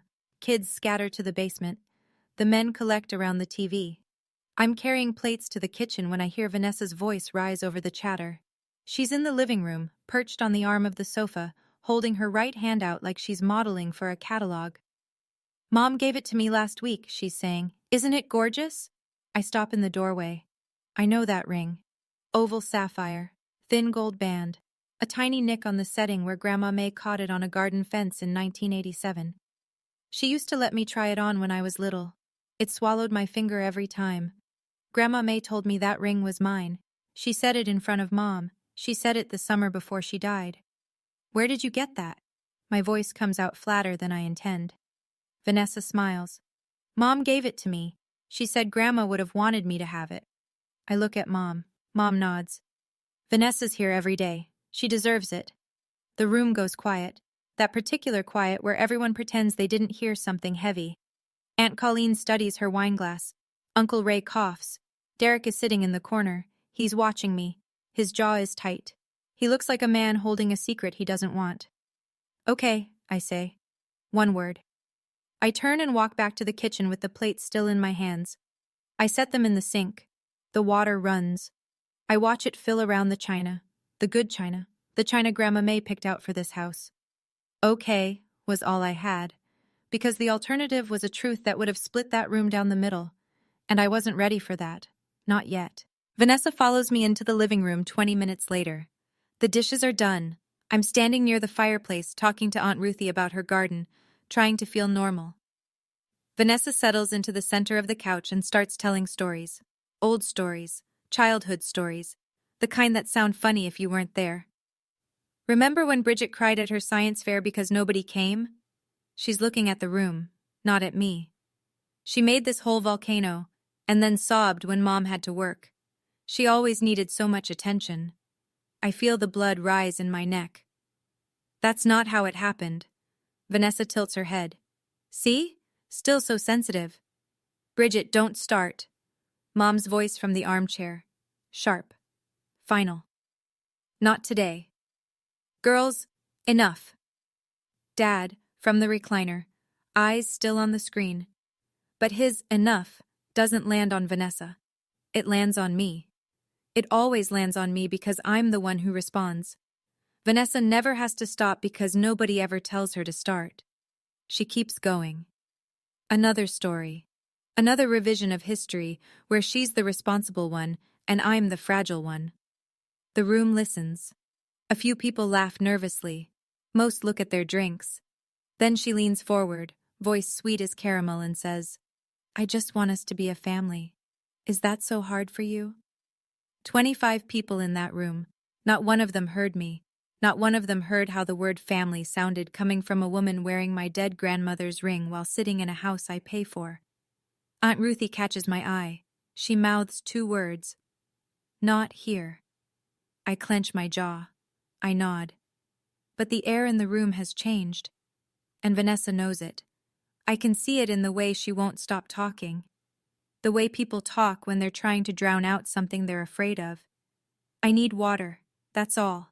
I need a glass of water and 2 minutes where nobody is looking at me. I stand up from the fireplace. The living room is packed.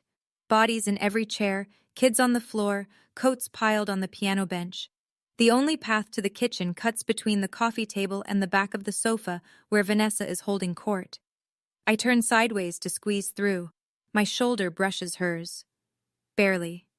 The kind of contact that happens 100 times at any family gathering, the kind you don't even register. Vanessa registers it. She goes still. Mid-sentence. Mid-laugh. The room notices.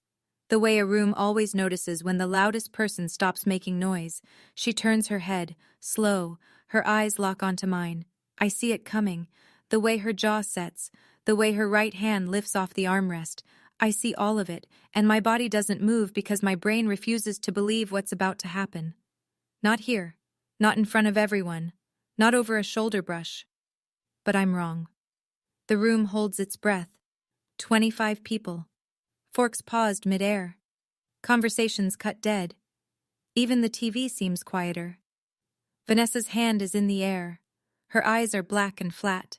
And I'm standing there, glass of water forgotten, watching my younger sister cock her arm back in a room full of family. I want to tell you I was ready, that I saw it coming and braced myself.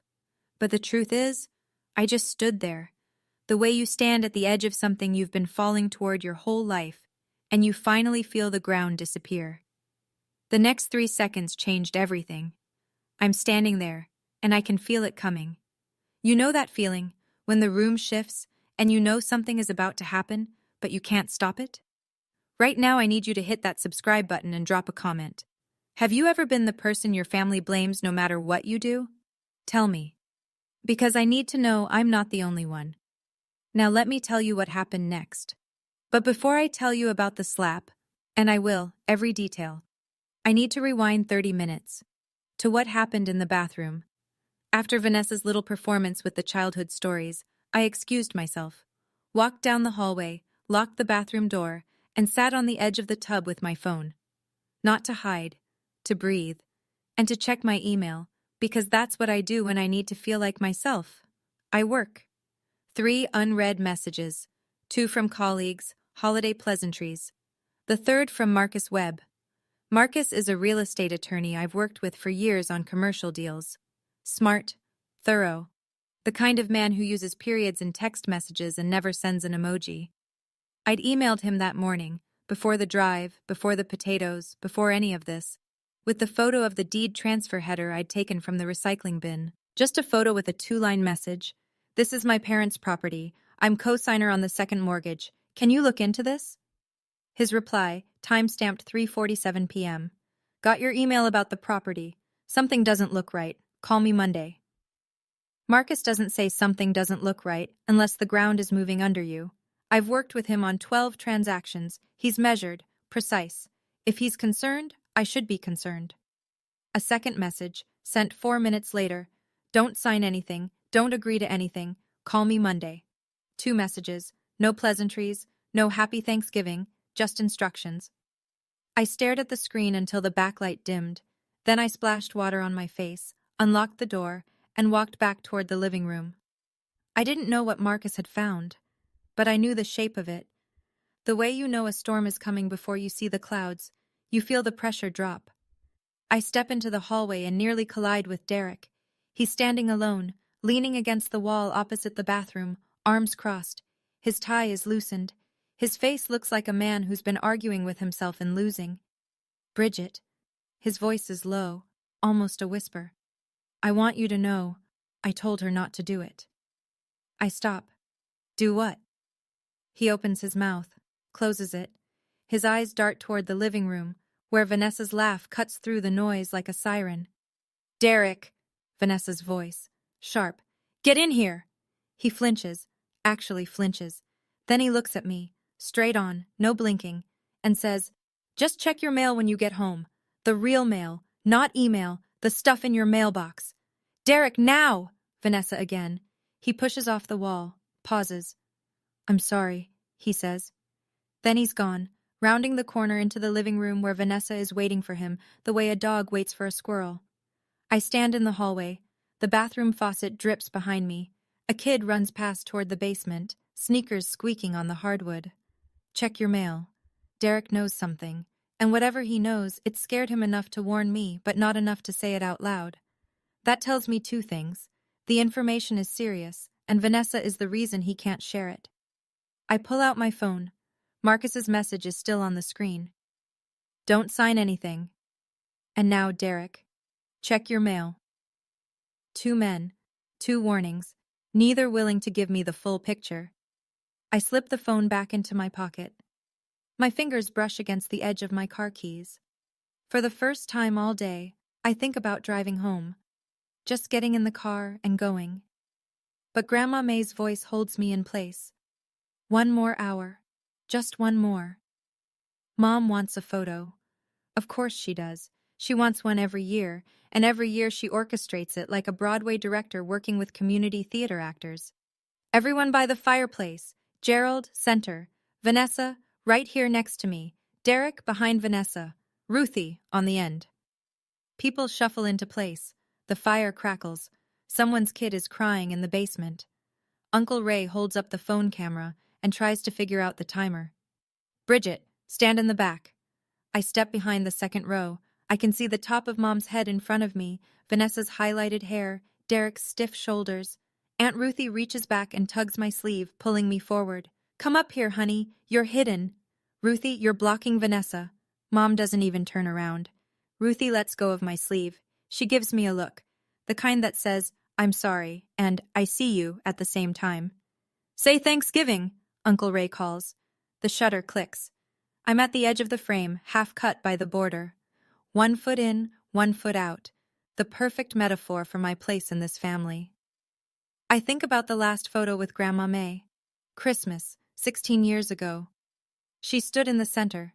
I was tucked under her arm. She smelled like lavender and brown sugar. In that photo, I'm grinning so wide my eyes are almost shut. I belonged somewhere in that frame. Not anymore. The crowd breaks apart. People check the photo on Uncle Ray's phone. Oh, that's a good one. Look at the kids in front. Nobody says, where's Bridget? Because Bridget is barely visible, and nobody notices what they've trained themselves not to see. That was the last family photo I would ever be in. I didn't know it then, but looking back, the frame was already broken. Now you're caught up. I'm standing in the gap between the coffee table and the sofa. My shoulder has just brushed Vanessa's. A nothing touch. The kind that happens when 25 people share 1,200 square feet of living room. Vanessa's hand connects with my face before I finish my next breath. The sound is sharper than I expected. Not a thud, a crack. Open palm, full swing, right across my left cheek. My head snaps sideways. My ear rings. I taste something metallic at the corner of my lip. Are you blind or just stupid? Her voice fills the room like a smoke alarm. High, shrill, every syllable weaponized. The room freezes. Freezes. Uncle Ray's beer bottle stops halfway to his mouth. Aunt Colleen's hand covers her daughter's eyes. A kid near the TV drops a crayon. The furnace kicks on and the sound of it is deafening because everything else has stopped. I straighten my head. I feel the heat spreading across my cheekbone. My left eye waters, not tears, just the body's reflex to being struck. I blink it away. I look at Vanessa. Her chest is heaving. Her hand is still raised, not to hit again, but because she hasn't decided what to do with it yet. Her eyes are wide, not with regret, with adrenaline. 25 people saw it. Not a single one of them speaks. The silence is so heavy I can hear the ice settling in someone's glass across the room. I can hear the clock on the mantel. I can hear my own heartbeat, thick and slow, like it's pumping through mud. I stand there. I don't raise my hand. I don't step back. I don't say a word.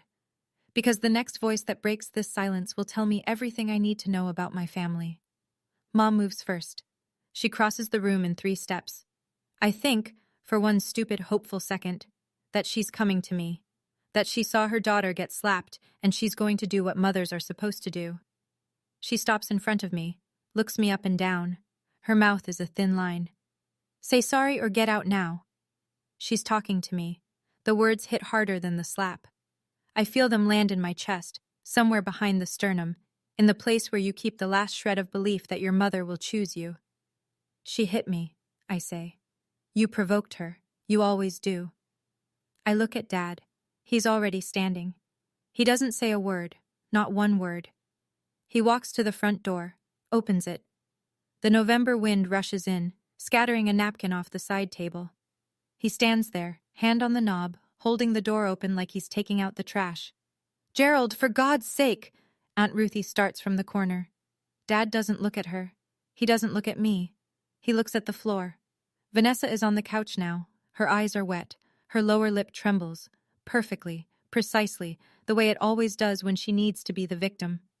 She walked into me on purpose, she whispers, just loud enough for the room. Mom turns back to me. This is my house. Apologize to your sister. I look at the open door. The porch light is on. I can see the driveway, my car, the road that leads to the turnpike, the 3 hours back to Hartford. I look at the room. 25 faces, some horrified, some uncomfortable, none of them stepping forward. The door is open. The choice is made, not by me, by them. I pick up my coat from the chair by the window. I take my keys from the hook by the door. I don't rush. I don't stumble. I walk like I'm leaving a conference room after a meeting that ran long. Aunt Ruthie stands up. Dad cuts her off with a look. Not a word, just a look. And she sits back down. Her face is red. Her hands are shaking. I pass Dad at the door. He's still holding it. His knuckles are white on the knob. I stop, just for a moment, close enough to smell the aftershave he's worn since I was 5. He doesn't look up. I step onto the porch. The cold hits my face, the same cheek Vanessa hit. It stings in a different way. A clean way. Behind me, the door closes. I hear the deadbolt turn. Click. I walk to my car. The gravel crunches. The driveway is full. 7 cars, maybe 8. Mine is at the end, near the road, because I was the last one to arrive. Fitting. I sit in the driver's seat. I don't start the engine. I put my hands on the wheel at 10 and 2. I look at the house. The windows glow warm and yellow. I can see shapes moving behind the curtains. 1 minute, 2 minutes, 3. I start the car, pull out, turn left onto the county road. The house shrinks in the mirror, then disappears behind the tree line. 3 hours to Hartford.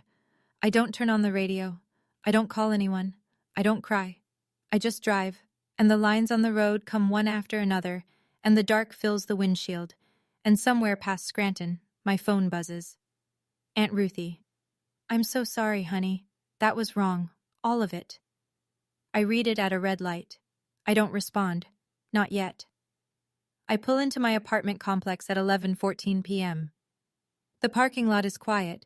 A cat slinks under a dumpster. The air smells like frozen leaves. I sit in the car for a moment with the engine off, staring at the door to my building. Then I remember what Derek said. Check your mail. I walk to the cluster of mailboxes at the front entrance. Unit 4B. I turn the key and pull out 3 days' worth of envelopes. Junk, a credit card offer, a water bill, and one from the Fulton County Recorder's Office, postmarked 5 days ago. I tear it open under the parking lot light. It's a certified copy of a deed transfer. My parents' property. The document shows the transfer was recorded 3 weeks ago. My name, Bridget Sinclair, has been removed from the deed. A new name has been added, Vanessa Sinclair. At the bottom, 4 signatures. Gerald Sinclair, Donna Sinclair, Vanessa Sinclair. And a 4th, Bridget Sinclair.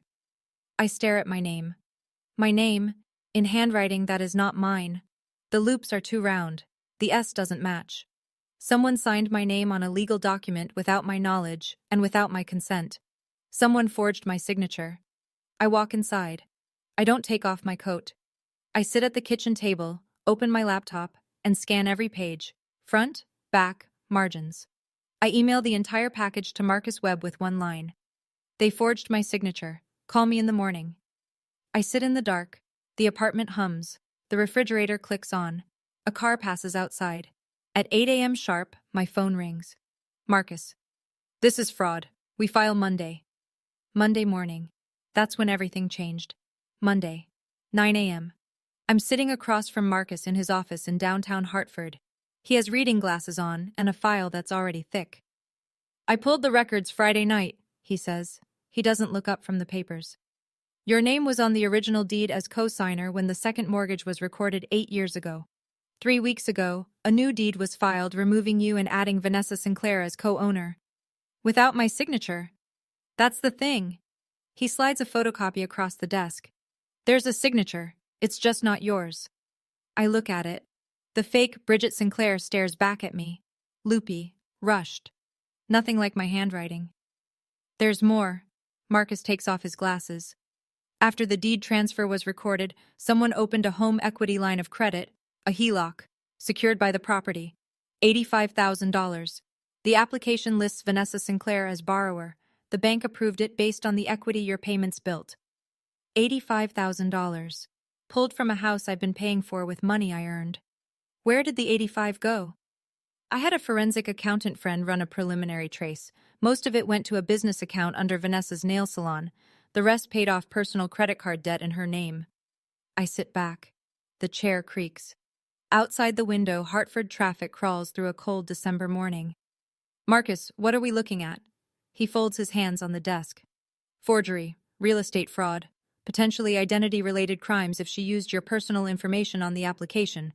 In this state, forgery on a recorded instrument is a felony. Your sister forged your signature on a legal document, he says. That's a felony. The word sits in the room like a dropped plate. I nod. What do we do? Marcus drafts 3 cease and desist letters before lunch. 1 to Vanessa Sinclair. 1 to Gerald and Donna Sinclair. 1 to the bank that approved the HELOC. The language is clean, direct, and devastating. It demands immediate freeze on the HELOC, restoration of the original deed with my name, full accounting of all funds withdrawn, and notice that a criminal complaint will be filed if compliance isn't achieved within 15 days. 15 days, Marcus says. That's generous. While he prints the letters, I pull out my phone. I open my banking app. For 8 years, I've had automatic transfers set up, $1,200 a month to my parents' joint account, the mortgage payment on the second lien, a quarterly transfer to the salon's business account. I cancel them all, every single one. It takes 4 minutes, 8 years of financial support, erased with 6 taps on a screen. Marcus watches me from across the desk. You sure? They forged my name and stole my equity. I'm not funding that. He nods. Once we file the complaint with the county recorder, the deed transfer gets flagged. A lis pendens goes on the property. That's public notice of a legal dispute. Nobody can sell, transfer, or refinance until it's resolved. Will my parents face charges? Marcus leans back. They signed the deed under their own names. If they claim they didn't know about the forged signature, they'll need to show Vanessa misled them. Either way, someone is in legal trouble. I stare at the letters on his desk. 3 envelopes, 3 relationships detonated with 12 pages of legal language. I'm not punishing anyone, I say. I'm protecting myself. Marcus slides the envelopes into a FedEx mailer. That's exactly what you're doing. We shake hands. I drive back to my apartment. My phone is silent for the first time in months. It won't be silent for long. Wednesday, 5 days after Thanksgiving. My phone rings at 7:42 a.m. Mom. I almost don't answer. But I've been waiting for this call the way you wait for test results. Wanting to know, dreading to know. Bridget, something's wrong with the bank. Her voice is tight. Not angry yet. Confused. The payment didn't go through this month. There's no error, Mom. I canceled it. Silence. The kind that has weight. I can hear the kitchen clock ticking through the phone. I can hear Dad breathing somewhere nearby. What do you mean you canceled it? I mean I stopped paying for a house I no longer own. What are you talking about? Her voice pitches up. This is your family. A family that forged my signature and stole my equity. You'll be hearing from my attorney. The silence breaks. Mom's voice cracks open like ice on a pond. You ungrateful? After everything you've what, Mom? Name one thing. She can't. The pause stretches. I hear her breath catch. Then Dad takes the phone. His voice is low and tired, the way it always sounds when he's been drafted into a fight he'd rather watch from the recliner. Bridget, don't do this to your mother. I didn't do anything to her, Dad. Check who did. I hang up. I set the phone on the counter, screen down. It buzzes 14 times over the next 3 hours. Vanessa, Mom, Dad. Vanessa again. Derek once, Mom. Vanessa, Vanessa, Vanessa. I don't answer a single one. I make coffee. I eat toast. I sit at my kitchen table and watch the December sun crawl across the floor. And for the first time in 10 years, I don't feel the weight of that house on my back. I didn't raise my voice. I didn't need to. Thursday. The FedEx arrives. I know because Vanessa calls me at 11:08 a.m. and she's crying. Not the theatrical crying she does for Mom, real crying, the ugly kind. Wet and ragged and afraid. You can't do this to me. I'm your sister. You forged my name on a legal document. That's not a family matter, Vanessa. That's a crime. Mom and Dad told me to do it. They said you wouldn't care. I close my eyes. There it is. The blame shift. The same move she's been making since we were kids.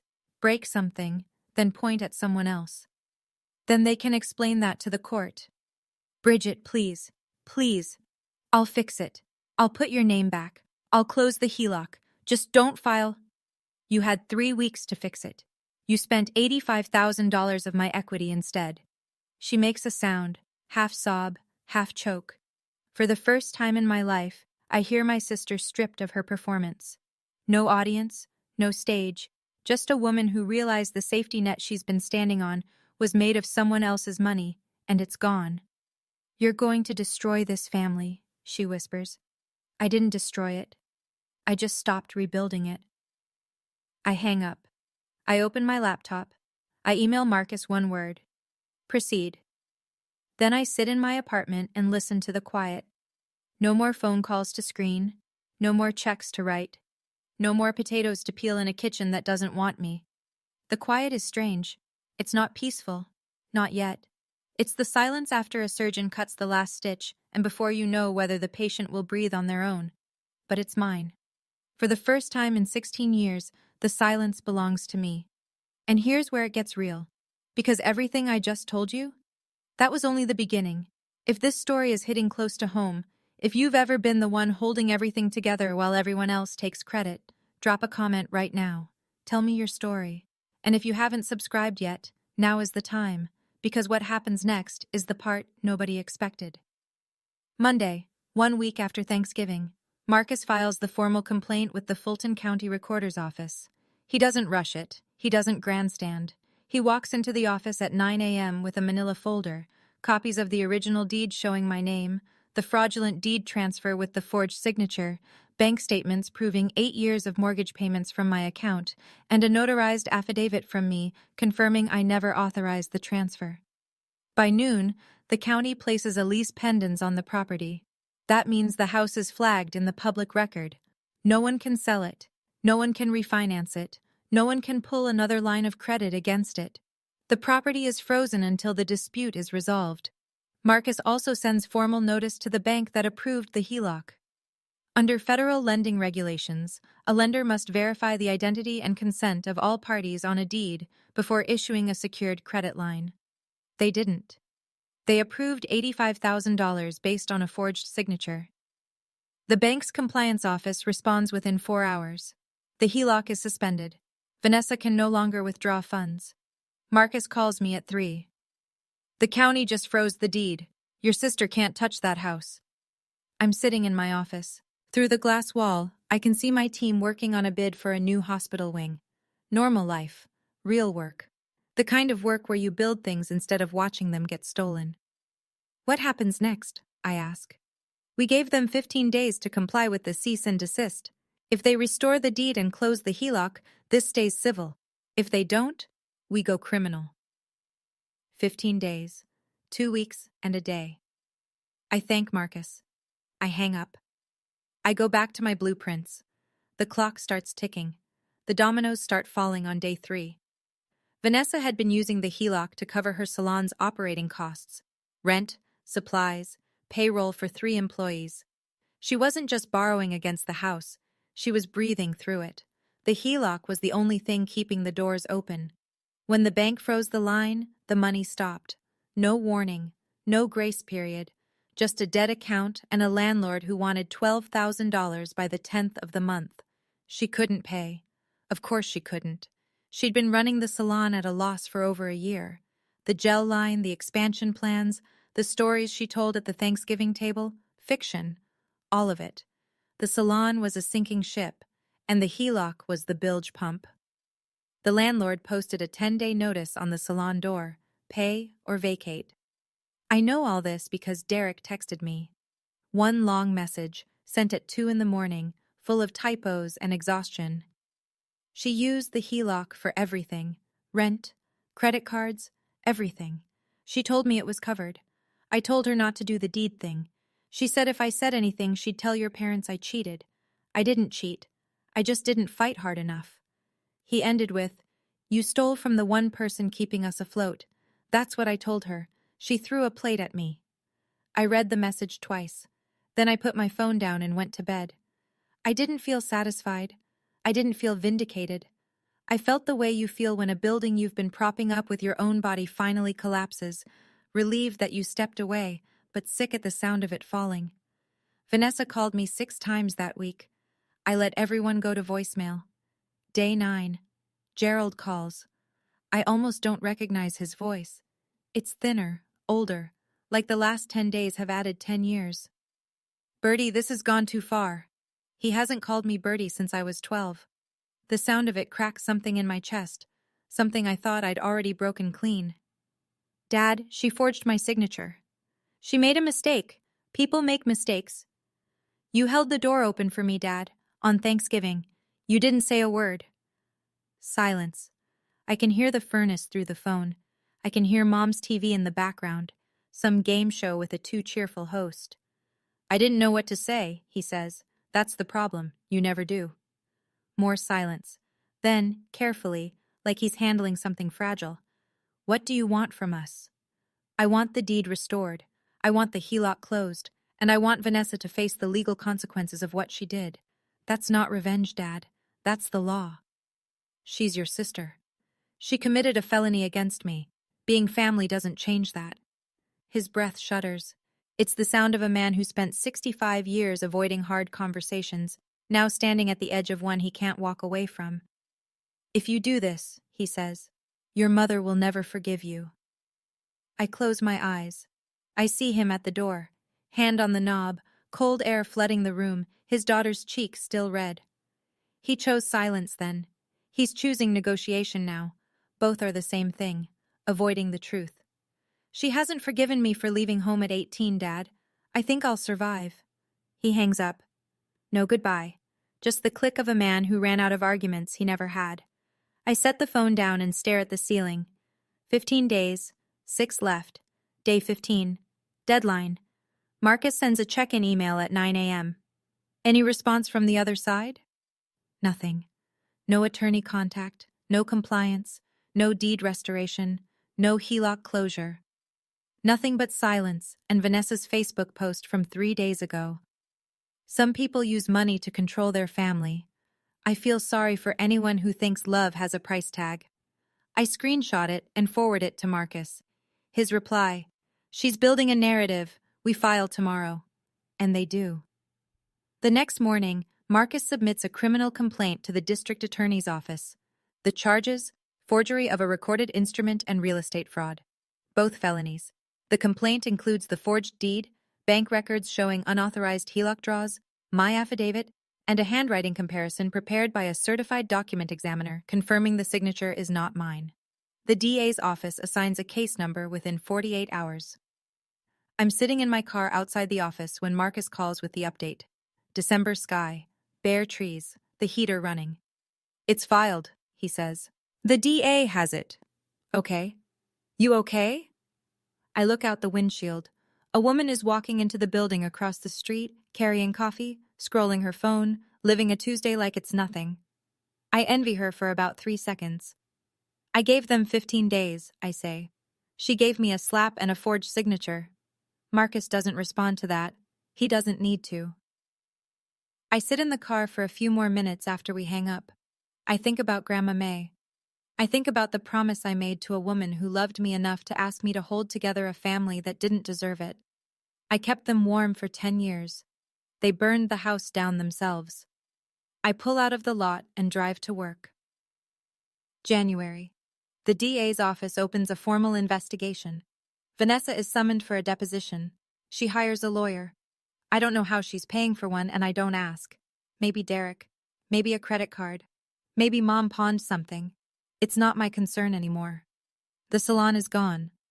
The landlord changed the locks on December 22nd. 3 employees lost their jobs 2 days before Christmas. Vanessa posted a tearful Instagram story blaming unforeseen financial circumstances, which is a creative way to spell I stole my sister's equity and it caught up with me. Derek moves out. He texts me once. I should have said something sooner. I'm sorry. I believe him. Sorry doesn't rewind the clock, but at least he said it. On social media, Vanessa does what Vanessa does best. She performs. Being attacked by your own family during the holidays is a pain no one talks about. Some people can't stand to see others happy. Family should be about love, not lawyers. She never mentions the forgery. She never mentions the HELOC. She never mentions my name. But Aunt Ruthie does. Under one of Vanessa's posts, the one about family being about love, Ruthie writes a single comment. Maybe tell the full story, Vanessa. All of it. Vanessa deletes it in 10 minutes, but screenshots travel. Ruthie tells me later that 3 relatives texted her asking what she meant. She told them the truth. Simply. Without drama. Derek confirms the rest.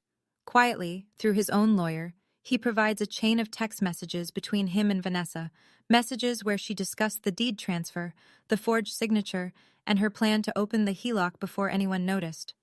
He doesn't do it for me. He does it because Vanessa threatened to lie about him, and he'd rather tell the truth first. The walls close in, slowly, legally, completely. February. Mom calls one last time. I'm making dinner, pasta, garlic bread, a glass of wine. The phone rings, and when I see Mom on the screen, I set the spatula down and answer. I don't know why. Maybe because her voice, when she speaks, is different. Not commanding, not sharp, small. I didn't know about the signature, Bridget. I swear. But you knew I was paying for the house, and you told everyone it was Vanessa. Silence. I can hear her breathing. It sounds like the breathing of a woman who just climbed a flight of stairs she didn't know she'd have to climb. I just wanted to keep her close, Mom says. She's the only one who stayed. I stayed too, Mom. I stayed for 10 years. You just didn't see me because I didn't live in your zip code. She cries. Real crying. The kind that doesn't perform.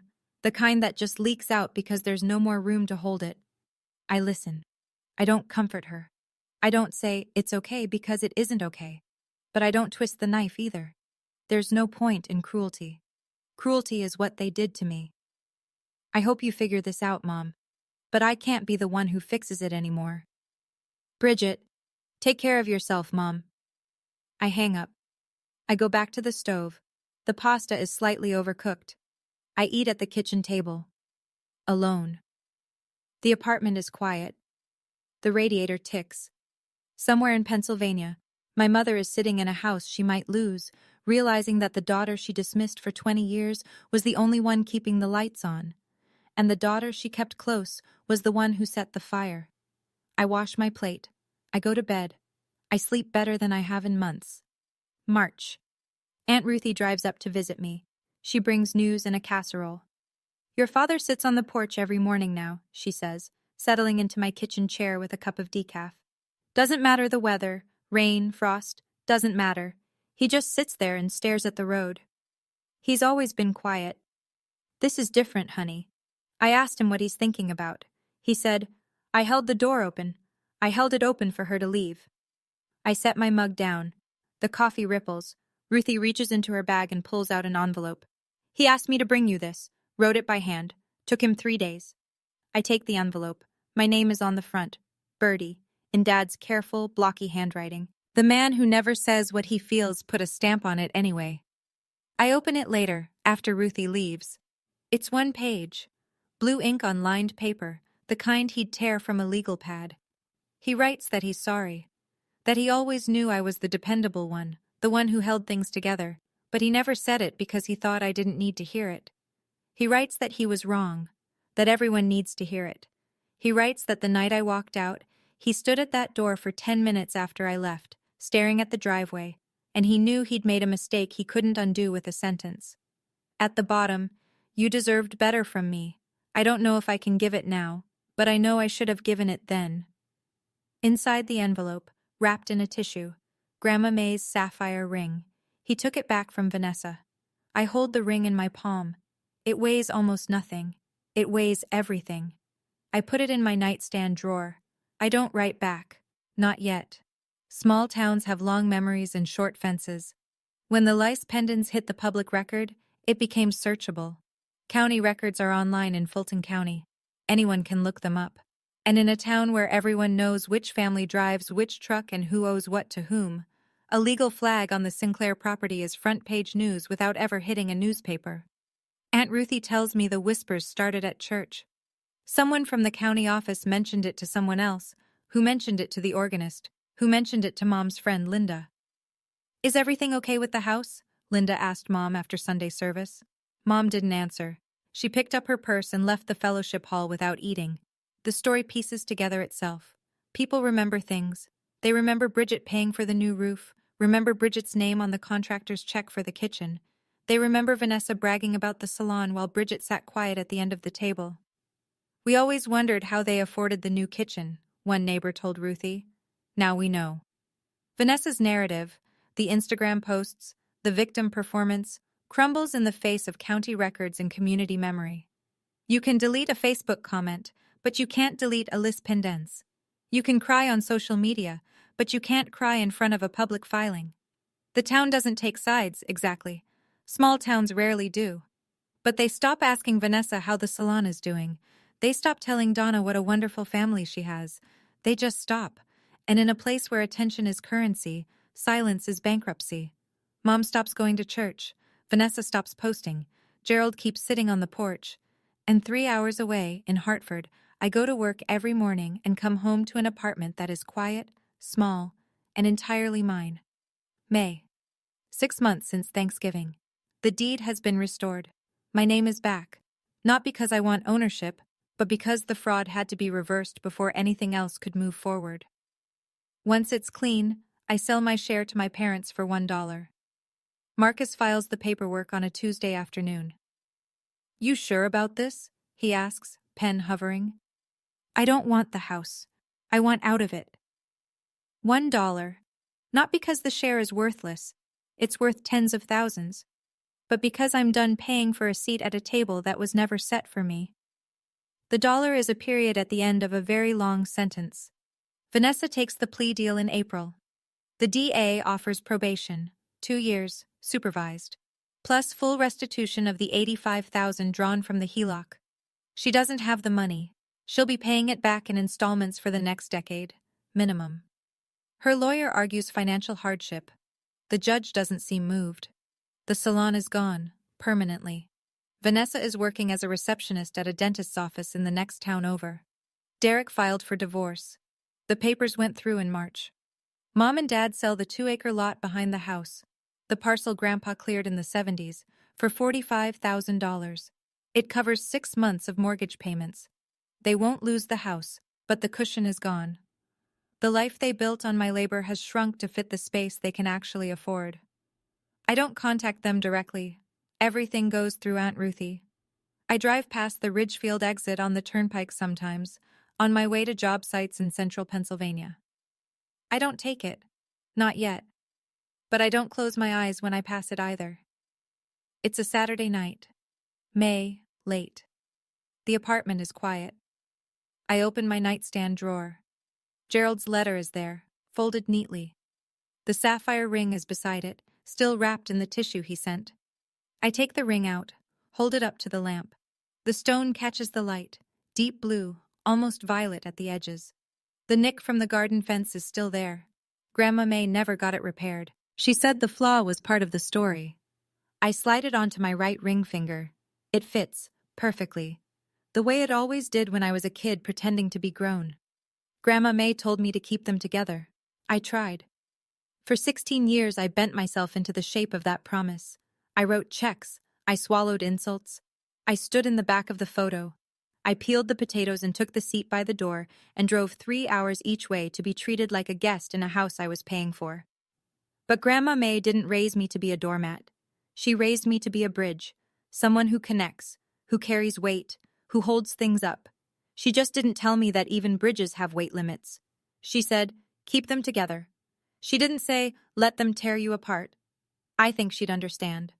I think if she were sitting across from me right now, smelling like lavender and brown sugar, she'd take my hand and say, you did enough, Bertie. You did more than enough. I look at the ring. I look at the letter. I look out the window, the streetlight below, the empty sidewalk, the first warm night of the year. I smile. The first real smile in this whole story. Not because everything is fixed, because something is finally mine. The next weekend, Aunt Ruthie drives up again. This time she brings Grandma May's beef stew recipe, the one with the beer and the bay leaves, and a bottle of red wine she picked up at a gas station. Don't judge the label, she says, setting it on the counter. It was between this and a Slim Jim. We cook together. She stands at the stove stirring while I chop onions, and for a little while it's like being back in Grandma May's kitchen, 16 years and $1,000 ago. Your dad started seeing someone, Ruthie says, not looking up from the pot. A counselor, first time in his life. Good for him. Your mom hasn't gone, she's not blaming you anymore, but she's not ready to say the words. Which words? All of them. Ruthie shrugs. She's stubborn, you know that. I do. Vanessa and Derek, officially done. Papers signed last month. I nod. I don't feel happy about it. I don't feel sad. I feel the way you feel when a storm passes and you step outside and everything is wet and wrecked and still somehow lighter. Your dad misses you, Ruthie says. She finally looks at me. Her eyes are soft.